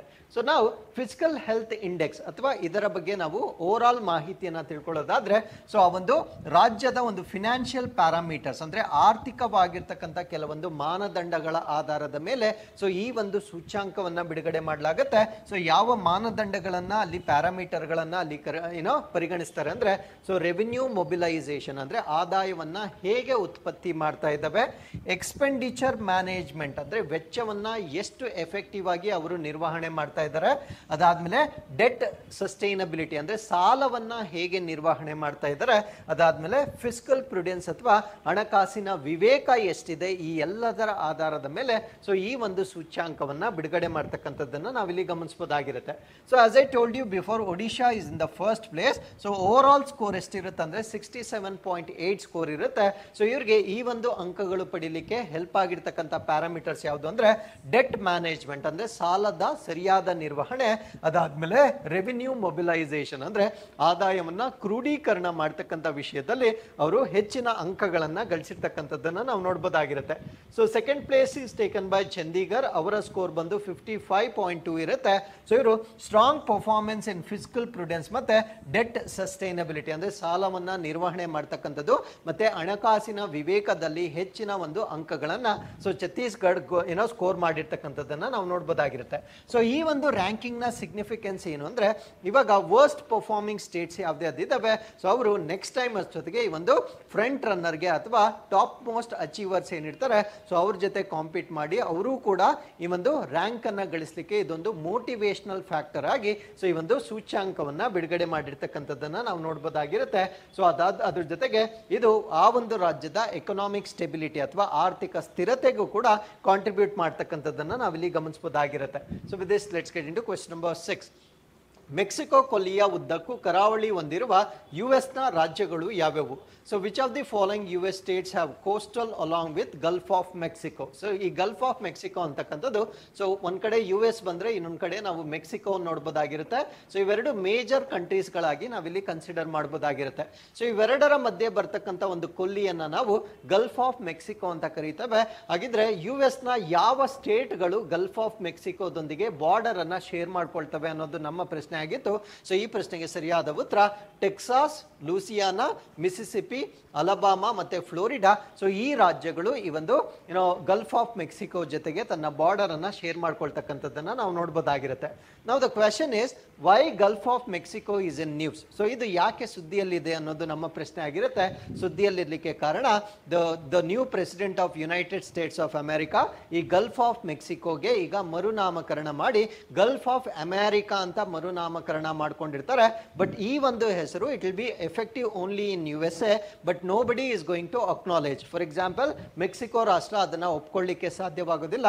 ಕಾರಣ ಏನು ಅಂದ್ರೆ ಹಿಸ್ಟಾರಿಕಲಿ ಅದನ್ನ ಗಲ್ಫ್ ಆಫ್ ಮೆಕ್ಸಿಕೋ ಅಂತಾನೆ ಕರೀತಾ ಇದ್ದಾರೆ. So just because USA is changing the name, so it will never become Gulf of America everywhere. So this is one of the problems in this particular nomenclature. For example, ಇಲ್ಲಿ ನೀವು United states of ಅಮೆರಿಕಾವನ್ನ ನೋಡಬಹುದಾಗಿರುತ್ತೆ.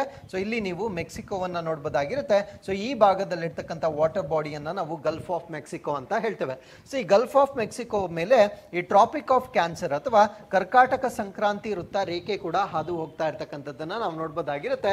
So ಈ ಒಂದು Gulf of Mexico ಈ ಭಾಗದಲ್ಲಿ ಕೆಲವೊಂದು ಅಮೆರಿಕದ States ಗಳಿರ್ತವೆ. So ಅದನ್ನೇ ನಾನು ಪ್ರಶ್ನೆಯಲ್ಲಿ ಕೇಳಿದ್ದು. ಸೊ ಈ ಒಂದು ಗಲ್ಫ್ ಆಫ್ ಮೆಕ್ಸಿಕೋಗೆ ಈಗ ಯುನೈಟೆಡ್ ಸ್ಟೇಟ್ಸ್ ಆಫ್ ಅಮೆರಿಕಾದವರು ಗಲ್ಫ್ ಆಫ್ ಅಮೆರಿಕಾ ಅಂತ ನಾಮಕರಣ ಮಾಡಿರ್ತಕ್ಕಂಥದ್ದನ್ನ ನಾವು ನೋಡಬಹುದಾಗಿರುತ್ತೆ. ಸೊ ಆ ಒಂದು ಕಾರಣದಿಂದ ಇದು ಸುದ್ದಿಯಲ್ಲಿರ್ತಕ್ಕಂಥ ವಿಷಯವಾಗಿರುತ್ತೆ. ಸಾಮಾನ್ಯವಾಗಿ ಯಾವ್ದು ನ್ಯೂಸ್ ಅಲ್ಲಿ ಇರುತ್ತೆ ಅದರ ಮೇಲೆ ಪ್ರಶ್ನೆಗಳನ್ನ ನಮಗೆ ಕೇಳ್ತಕ್ಕಂಥ ಒಂದು ಸಾಧ್ಯತೆ ಇರುತ್ತೆ. ಏನಕ್ಕೆ ಮರುನಾಮಕರಣ ಮಾಡಿದ್ದಾರೆ, ಅವ್ರು ಕೊಡ್ತಾ ಇರ್ತಕ್ಕಂಥ ರೀಸನ್ ಏನು ಅಂತ ನಾವು ನೋಡೋದಾದ್ರೆ restoring names that honour America's greatness, ಅಂದ್ರೆ ಅಮೆರಿಕದ ಶ್ರೇಷ್ಠತೆಯನ್ನ ಗೌರವಿಸುವ ಹೆಸರುಗಳನ್ನ ಮರುಸ್ಥಾಪಿಸುವ ಗುರಿಯನ್ನ ಹೊಂದಿದ್ದಾರೆ. ಅವರ ಪ್ರದೇಶದಲ್ಲಿ ಇದ್ದಿದ್ರೆ ಅವ್ರು ಏನ್ ಬೇಕಾದ್ರೂ ಮಾಡ್ಕೊಳ್ಬಹುದಾಗಿತ್ತು. ಬಟ್ ಇದು ಮೆಕ್ಸಿಕೋಗೂ ಸೇರಿರುವ ಕಾರಣದಿಂದ ಸೊ ಇದು ಕಾಂಟ್ರಡಿಕ್ಟರಿ ಆಗಿರ್ತಕ್ಕಂಥದ್ದನ್ನ ನಾವಿಲ್ಲಿ ಗಮನಿಸಬಹುದಾಗಿರುತ್ತೆ. ಸೊ ಈ ಒಂದು ಮರುನಾಮಕರಣ ಮಾಡಿರ್ತಕ್ಕಂಥ ಒಂದು ಉದ್ದೇಶ ಏನಿದೆ, some see it as a reaffirmation of America's heritage, ಅಂದ್ರೆ ಅಮೆರಿಕದ ಪರಂಪರೆಯನ್ನ ಅವರು ಮರು ದೃಢೀಕರಣ ಮಾಡ್ತಾ ಇದ್ದಾರೆ ಅಂತಕ್ಕಂಥ ದೃಷ್ಟಿಕೋನದಿಂದ ಕೆಲವೊಬ್ಬರು ನೋಡ್ತಾ ಇದ್ದಾರೆ. ಸೊ ಮೆಕ್ಸಿಕನ್ ಗವರ್ನಮೆಂಟ್ ಮತ್ತೆ other critics oppose obviously. So Mexico ಸರ್ಕಾರ ಮತ್ತೆ ಬೇರೆ ಬೇರೆಯವರು ಇದನ್ನ ಅಪೋಸ್ ಮಾಡ್ತಾ ಇದ್ದಾರೆ. ಕಾರಣ ಏನು ಅಂದ್ರೆ ಹಿಸ್ಟಾರಿಕಲಿ ಐತಿಹಾಸಿಕವಾಗಿ ಇದಕ್ಕೆ ಇಂಟರ್ನ್ಯಾಷನಲಿ ಅಥವಾ ಅಂತಾರಾಷ್ಟ್ರೀಯ ಮಟ್ಟದಲ್ಲಿ ಸೊ ಇದೇ ಹೆಸರಿನಿಂದ ಅನೇಕ ವರ್ಷಗಳಿಂದ ಇದನ್ನ ಕರೀತಾ ಇರುವ ಕಾರಣದಿಂದ ಸೊ ನಾವು ಇಟ್ ಈಸ್ ಹಿಸ್ಟಾರಿಕಲ್ ನೇಮ್ಗಿಂತ ಭಿನ್ನವಾಗಿ ಕರೀತಾ ಇರ್ತಕ್ಕಂಥದ್ದು. ಸೊ ಡಿವೈಡ್ ಅಂತಕ್ಕಂಥ ಒಂದು ಮಾಹಿತಿಯ ಪ್ರಕಾರ ನಾವು ಇದನ್ನ ನೋಡಬಹುದಾಗಿರುತ್ತೆ.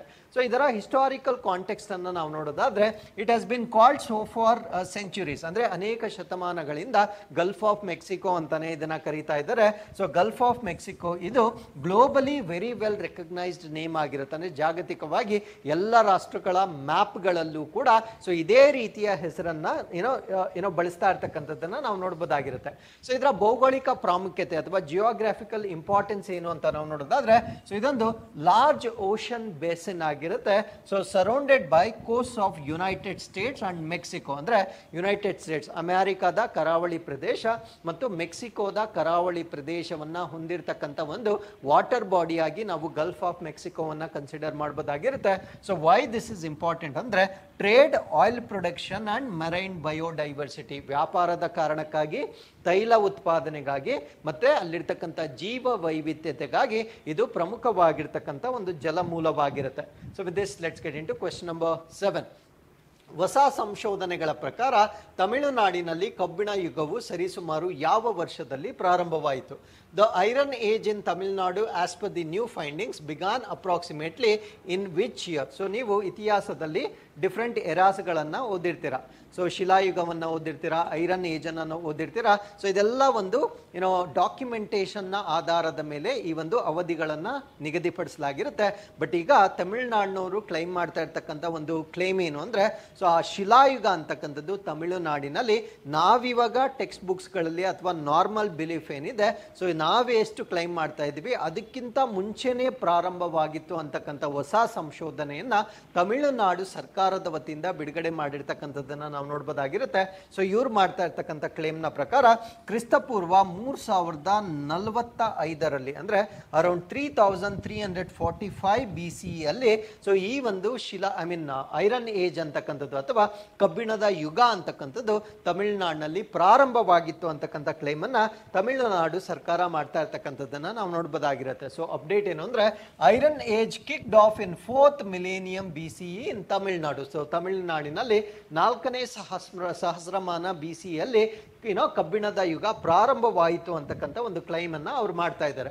ಸೊ ಈ ಒಂದು ಕ್ಲೈಮ್ ಅಥವಾ ಈ ಒಂದು ಅಂಶವನ್ನ ಪ್ರಸ್ತುತಪಡಿಸಿರ್ತಕ್ಕಂಥವ್ರು ತಮಿಳುನಾಡಿನ ಚೀಫ್ ಮಿನಿಸ್ಟರ್ ಆಗಿರ್ತಕ್ಕಂಥ MK ಸ್ಟಾಲಿನ್ ಅವರು ಇದನ್ನ ಎಕ್ಸ್ಪ್ರೆಸ್ ಮಾಡಿರ್ತಾರೆ. So as I told you in the question, so 3345 BC ಸಮಯದಲ್ಲಿ ಈ ಕಬ್ಬಿಣದ ಯುಗ ಪ್ರಾರಂಭವಾಯಿತು ಅಂತಕ್ಕಂಥ ಕ್ಲೈಮ್ ಅನ್ನ ಅವ್ರು ಮಾಡ್ತಾ ಇದ್ದಾರೆ.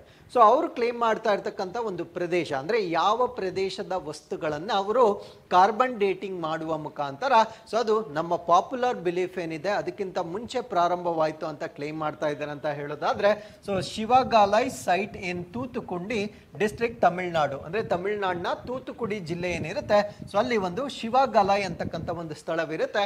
ಆ ತೂತುಕುಡಿ ಅಲ್ಲಿ ಬರ್ತಕ್ಕಂಥ ಶಿವಗಾಲೈ ಸ್ಥಳ ಏನಿದೆ ಅಲ್ಲಿರ್ತಕ್ಕಂಥ ಕೆಲವೊಂದು ವಸ್ತುಗಳನ್ನ ಕಾರ್ಬನ್ ಡೇಟಿಂಗ್ ಮಾಡ್ತಾರೆ. ಅಂದ್ರೆ ವಸ್ತುಗಳ ವಯಸ್ಸನ್ನ ತಿಳಿಲಿಕ್ಕೆ ಬಳಕೆ ಮಾಡ್ತಕ್ಕಂಥ ಒಂದು ಕಾನ್ಸೆಪ್ಟ್ ಅನ್ನ ನಾವು ಕಾರ್ಬನ್ ಡೇಟಿಂಗ್ ಅಂತ ಹೇಳ್ತೇವೆ. ಕಾರ್ಬನ್ ಐಸೋಟೋಪ್ಗಳಲ್ಲಿ ಒಂದಾಗಿರ್ತಕ್ಕಂಥ ಕಾರ್ಬನ್ 14 ಅನ್ನ ಉಪಯೋಗಿಸ್ತಾರೆ. ಕಾರಣ ಏನು ಅಂದ್ರೆ ಕಾರ್ಬನ್ ಎಲ್ಲಾ ವಸ್ತುಗಳಲ್ಲೂ ಸರ್ವೇ ಸಾಮಾನ್ಯವಾಗಿ ಇರುವ ಕಾರಣದಿಂದ ಕಾರ್ಬನ್ ಅನ್ನ ವಸ್ತುಗಳ ವಯಸ್ಸನ್ನ ತಿಳಿಲಿಕ್ಕೆ ಬಳಸ್ತಕ್ಕಂಥ ಒಂದು ಕಾನ್ಸೆಪ್ಟ್ ಆಗಿರುತ್ತೆ. ಸೊ ಅದರಲ್ಲೂ ಯಾವ ಐಸೋಟೋಪ್ ಅನ್ನ ಬಳಸ್ತಾರೆ ಅಂದ್ರೆ ಕಾರ್ಬನ್ 14 ಸಮಸ್ಥಾನಿಯವನ್ನ ಬಳಸುವ ಮುಖಾಂತರ ಅದರ ಏಜ್ ಅನ್ನ ಪತ್ತೆ ಮಾಡುವ ಮುಖಾಂತರ, ಸೊ ಅದಿನ್ನೂ ಕೂಡ ಮುಂಚೆನೆ ತಮಿಳುನಾಡಿನಲ್ಲಿ ಪ್ರಾರಂಭವಾಗಿತ್ತು ಅಂತ ಕ್ಲೈಮ್ ಅನ್ನ ಅವ್ರು ಮಾಡ್ತಾ ಇದ್ದಾರೆ.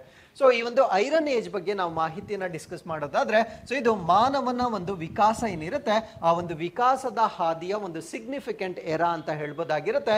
ಕಾರಣ ಏನು ಅಂದ್ರೆ they started using iron for tools and weapons, ಅಂದ್ರೆ ಅವರು ಯೂಸ್ ಮಾಡ್ತಕ್ಕಂಥ ಒಂದು ಆಯುಧಗಳಾಗಿರ್ಬೋದು ಅಥವಾ ಉಪಕರಣಗಳಾಗಿರ್ಬೋದು, ಆ ಒಂದು ಉಪಕರಣಗಳಲ್ಲಿ ಕಬ್ಬಿಣವನ್ನ ಪ್ರಪ್ರಥಮ ಬಾರಿಗೆ ಬಳಕೆ ಮಾಡಲಿಕ್ಕೆ ಪ್ರಾರಂಭ ಮಾಡ್ತಾರೆ. ಸೊ ಆ ಒಂದು ಕಾರಣದಿಂದ ಇದು ಮಾನವನ ವಿಕಾಸದ ಅಥವಾ ನಾಗರಿಕತೆಯತ್ತ ಮಾನವನು ಬರ್ತಕ್ಕಂಥ ಒಂದು ಹಾದಿ ಏನಿದೆ ಅದರ ಪ್ರಮುಖವಾದ ಹಂತ ಅಂತ ನಾವಿಲ್ಲಿ ಕನ್ಸಿಡರ್ ಮಾಡಬಹುದಾಗಿರುತ್ತೆ. ಸೊ ಇದರ ಟೈಮ್ ಲೈನ್ ಅನ್ನ ನಾವು ನೋಡೋದಾದ್ರೆ, so it generally followed the bronze age, ಅಂದ್ರೆ ಈ ಒಂದು ತಾಮ್ರ ಅಥವಾ ಐ ಮೀನ್ ಟು ಸೇ ಕಂಚಿನ ಯುಗ ಏನಿರುತ್ತೆ, ಸೊ ಅದರ ನಂತರ ಬಂದಿರತಕ್ಕಂಥ ಯುಗ ಅಂತ ನಾವು ಇದನ್ನ ಕನ್ಸಿಡರ್ ಮಾಡಬಹುದಾಗಿರುತ್ತೆ. And precedes the historical period known as classical antiquity, ಅಂದ್ರೆ ಈ ಒಂದು ಶಾಸ್ತ್ರೀಯ ಪ್ರಾಚೀನತೆ ಎಂದು ಕರೆಯಲ್ಪಡುವ ಐತಿಹಾಸಿಕ ಅವಧಿಗೆ ಮುಂಚಿತವಾಗಿರ್ತಕ್ಕಂಥದ್ದನ್ನ ಈ ಒಂದು ಐರನ್ ಏಜ್ ಅಥವಾ ಕಬ್ಬಿಣದ ಯುಗ ಅಂತ ನಾವು ಹೇಳ್ಬೋದಾಗಿರುತ್ತೆ. ಸೊ ಇದು ಬೇರೆ ಬೇರೆ ಸ್ಥಳಗಳಲ್ಲಿ ಬೇರೆ ಬೇರೆ ಸಮಯದಲ್ಲಿ ಪ್ರಾರಂಭವಾಗಿರುತ್ತೆ.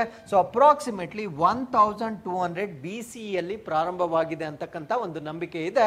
ಬಟ್ ಇವ್ರು ಕ್ಲೇಮ್ ಮಾಡ್ತಾ ಇರ್ತಕ್ಕಂಥದ್ದು 3000+ BCಯಲ್ಲಿಯೇ ತಮಿಳುನಾಡಿನಲ್ಲಿ ಪ್ರಾರಂಭವಾಗಿತ್ತು ಅಂತಕ್ಕಂಥ ಕ್ಲೇಮ್ ಅನ್ನ ಇಲ್ಲಿ ಮಾಡ್ತಾ ಇದ್ದಾರೆ. ಸೊ ಇದರ ಕ್ಯಾರೆಕ್ಟರಿಸ್ಟಿಕ್ಸ್ ಏನು ಅಂದ್ರೆ ಈ ಒಂದು ಐರನ್ ಏಜ್ ನ ವಿಶಿಷ್ಟಗಳೇನು ಅಂತ ನಾವು ನೋಡೋದಾದ್ರೆ, wide spread production of iron, ಅಂದ್ರೆ ಕಬ್ಬಿಣವನ್ನ ವ್ಯಾಪಕವಾಗಿ ಅವರು ಬಳಕೆ ಮಾಡಲಿಕ್ಕೆ ಪ್ರಾರಂಭ ಮಾಡ್ತಾರೆ.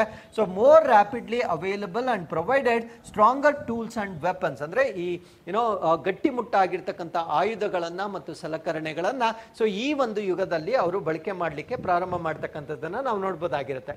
ಸೊ ನಮ್ಮ ಭಾರತ ದೇಶದಲ್ಲಿ it started around 1200 BCE. So recent Discovery ಮಾತ್ರ ಇದಕ್ಕಿಂತ ಮುಂಚೆನೆ ಪ್ರಾರಂಭವಾಗಿತ್ತು ಅಂತ ಹೇಳ್ತಾ ಇದ್ದಾರೆ. ಬಟ್ ಆಫ್ರಿಕನ್ ಕಾಂಟಿನೆಂಟ್ ಅಲ್ಲಿ ಇದು 1000 BCಯಲ್ಲಿ ಪ್ರಾರಂಭವಾಯಿತು ಅಂತ ಹೇಳಲಾಗ್ತಾ ಇದೆ. ಸೊ ಇವೆಲ್ಲ ಡಿಫ್ರೆಂಟ್ ಡೇಟ್ ಲೈನ್ಸ್ ಗಳನ್ನ, ಸೊ ಅಲ್ಲಿರ್ತಕ್ಕಂಥ ವಸ್ತುಗಳನ್ನ ಕಾರ್ಬನ್ ಡೇಟಿಂಗ್ ಮಾಡುವ ಮುಖಾಂತರ ಪ್ರಸ್ತುತಪಡಿಸಲಾಗಿರುತ್ತೆ. ಸೊ ಅದೇ ರೀತಿಯಲ್ಲಿ ನಮ್ಮ ತಮಿಳುನಾಡಿನಲ್ಲಿ ಮಾಡಿರ್ತಕ್ಕಂಥ ಕಾರ್ಬನ್ ಡೇಟಿಂಗ್ ನ ಪ್ರಕಾರ ಸರಿಸುಮಾರು 3000+ BCE ಮುಂಚೆ ಸೊ ಅದು ಪ್ರಾರಂಭವಾಗಿತ್ತು ಅಂತ ಕ್ಲೇಮ್ ಮಾಡಲಾಗ್ತಾ ಇದೆ. So with this let's get into question number 8. ರಾಷ್ಟ್ರೀಯ ಪಿಂಚಣಿ ವ್ಯವಸ್ಥೆಯಲ್ಲಿ ಈಗಾಗಲೇ ದಾಖಲಾಗಿರುವ ಕೇಂದ್ರ ಸರ್ಕಾರಿ ನೌಕರರು ಏಕೀಕೃತ ಪಿಂಚಣಿ ಯೋಜನೆ ಆಯ್ಕೆ ಮಾಡಿಕೊಳ್ಳಬಹುದೇ? Can central government employees who are already enrolled in national pension scheme opt for unified pension scheme? ಅಂದ್ರೆ ಈ ಪಿಂಚಣಿ ವ್ಯವಸ್ಥೆಗಳಲ್ಲಿ ಎರಡು ರೀತಿ, ಇನ್ಫ್ಯಾಕ್ಟ್ 3 ರೀತಿಯ ಪಿಂಚಣಿ ವ್ಯವಸ್ಥೆಗಳಿರ್ತವೆ. ಬಟ್ ಪ್ರಶ್ನೆಯಲ್ಲಿ ಕೊಟ್ಟಿರ್ತಕ್ಕಂಥ ವ್ಯವಸ್ಥೆಗಳಲ್ಲಿ ಎರಡಿದೆ. ಒಂದನ್ನು ನಾವು NPS ಅಂತ ಕರಿತೇವೆ, ಇನ್ನೊಂದನ್ನ UPS ಅಂತ ಕರಿತೇವೆ. NPS ಅಂದ್ರೆ ನ್ಯಾಷನಲ್ ಪೆನ್ಷನ್ ಸ್ಕೀಮ್, UPS ಅಂದ್ರೆ ಯೂನಿಫೈಡ್ ಪೆನ್ಷನ್ ಸ್ಕೀಮ್ ಅಂತ ಹೇಳ್ತೇವೆ. ಫಾರ್ ಎಕ್ಸಾಂಪಲ್, ಯಾರಾದ್ರೂ ಅಂದ್ರೆ ಸೆಂಟ್ರಲ್ ಗವರ್ಮೆಂಟ್ ಎಂಪ್ಲಾಯ್ ಆಲ್ರೆಡಿ ಅವರು ನ್ಯಾಷನಲ್ ಪೆನ್ಷನ್ ಸ್ಕೀಮ್ ಅಲ್ಲಿ ಈಗಾಗಲೇ ಅವರು ದಾಖಲಾಗಿದ್ದಾರೆ. ಸೊ ಅವರು UPSಗೆ ಚೇಂಜ್ ಮಾಡ್ಕೊಳ್ಬಹುದಾ ಅಂತಕ್ಕಂಥದ್ದು ನಮ್ಮ ಪ್ರಶ್ನೆ ಆಗಿತ್ತು. ಸೊ ಈ ಪ್ರಶ್ನೆಗೆ ಸರಿಯಾದ ಉತ್ತರ ಹೌದು, ಅವರು ಯು ಪಿ ಎಸ್ ಅನ್ನ ಆಯ್ಕೆ ಮಾಡಿಕೊಳ್ಳಬಹುದು. S, they can opt for U P S. So ಈ ಒಂದು ಯು ಪಿ ಎಸ್ ಮತ್ತೆ ಒ ಪಿ ಎಸ್ ಮತ್ತೆ ಎನ್ ಪಿ ಎಸ್ ಇವುಗಳ ನಡುವೆ ಇರತಕ್ಕಂಥ ವ್ಯತ್ಯಾಸಗಳೇನು ಅಂತ ನಾವು ಡಿಸ್ಕಸ್ ಮಾಡ್ತಾ ಬರೋಣ. ಒ ಪಿ ಎಸ್ ಅಂದ್ರೆ ಇದನ್ನ ಓಲ್ಡ್ ಪೆನ್ಷನ್ ಸ್ಕೀಮ್ ಅಂತ ಕರಿತೇವೆ. ಸೊ ಯು ಪಿ ಎಸ್ ಅಂದ್ರೆ ಯೂನಿಫೈಡ್ ಪೆನ್ಷನ್ ಸ್ಕೀಮ್ ಅಂತ ಕರಿತೇವೆ. ಎನ್ ಪಿ ಎಸ್ ಅಂದ್ರೆ ನ್ಯೂ ಪೆನ್ಷನ್ ಸ್ಕೀಮ್ ಅಂತ ಕರಿತೇವೆ ಅಥವಾ ನ್ಯಾಷನಲ್ ಪೆನ್ಷನ್ ಸ್ಕೀಮ್ ಅಂತ ಕರಿತೇವೆ.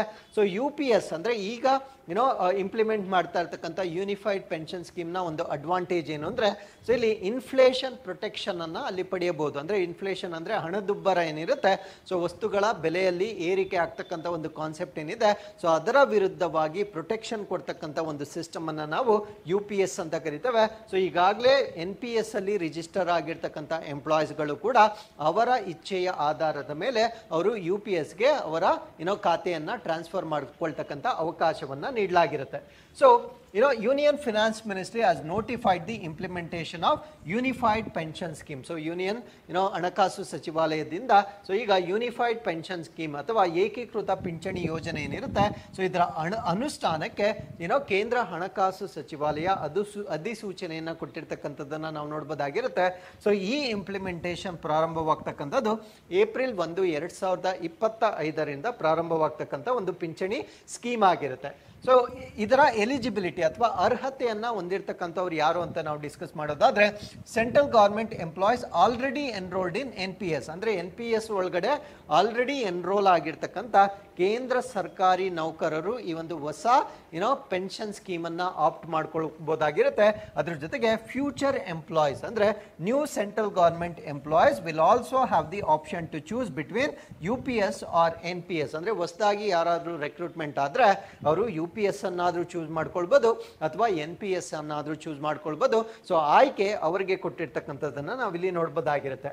ಸೊ ಇದರಿಂದ ಆಗ್ತಕ್ಕಂಥ ಬೆನಿಫಿಟ್ ಏನು ಅಂದ್ರೆ, ಯೂನಿಫೈಡ್ ಪೆನ್ಷನ್ ಸ್ಕೀಮ್ ಇಂದ ಆಗ್ತಕ್ಕಂಥ ಬೆನಿಫಿಟ್ಸ್ ಏನು ಅಂದ್ರೆ, so employees retiring after completing at least 10 years ಅಂದ್ರೆ 10 ವರ್ಷಗಳ ಕಾಲ ಕನಿಷ್ಠ ಕೇಂದ್ರ ಸರ್ಕಾರದ ನೌಕರರಾಗಿ ಅವರು ಸೇವೆಯನ್ನು ಸಲ್ಲಿಸಿದ್ದಾರೆ.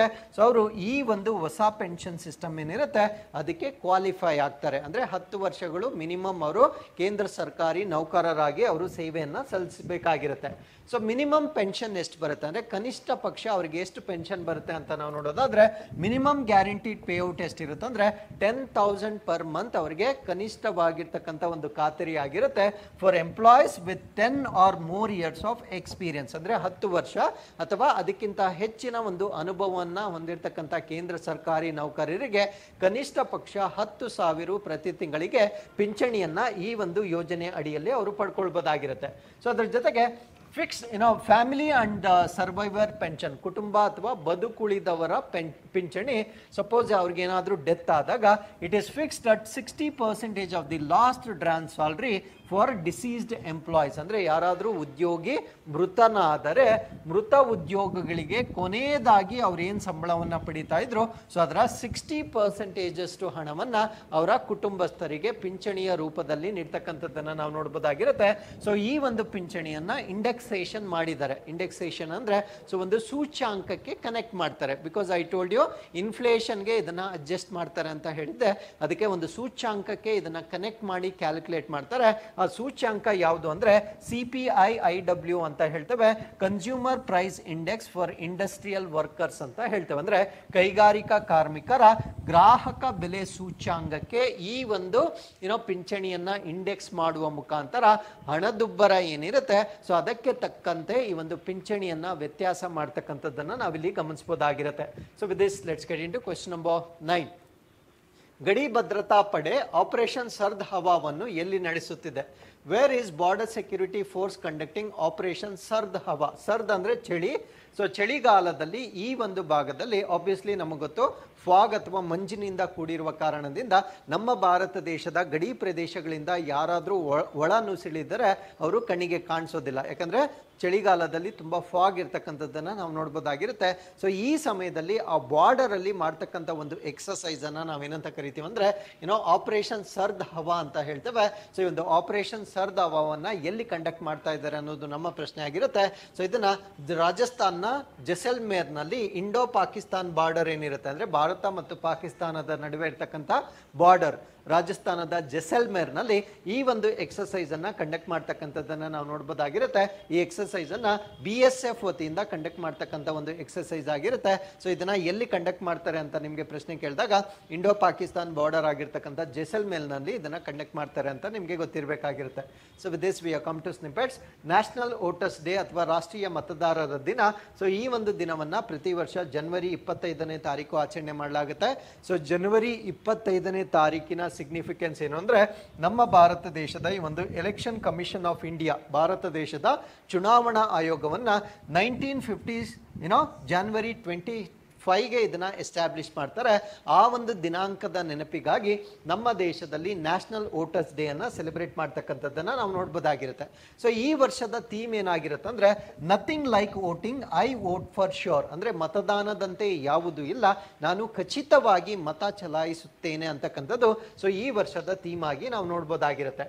ಸೊ ಎಲೆಕ್ಷನ್ ಕಮಿಷನ್ ಆಫ್ ಇಂಡಿಯಾವನ್ನ 1950ಯಲ್ಲಿ ಎಸ್ಟಾಬ್ಲಿಷ್ ಮಾಡ್ತಾರೆ. ಸೊ ಇದರ ಬಗ್ಗೆ ನಾವು ತಿಳ್ಕೊಳ್ಳೋದಾದ್ರೆ ಇದೊಂದು ಆಟೋನಮಸ್ ಬಾಡಿ ಆಗಿರುತ್ತೆ, ಅಂದ್ರೆ ಸ್ವಾಯತ್ತವಾಗಿರ್ತಕ್ಕಂಥ ಒಂದು ಅಂಗವಾಗಿರುತ್ತೆ.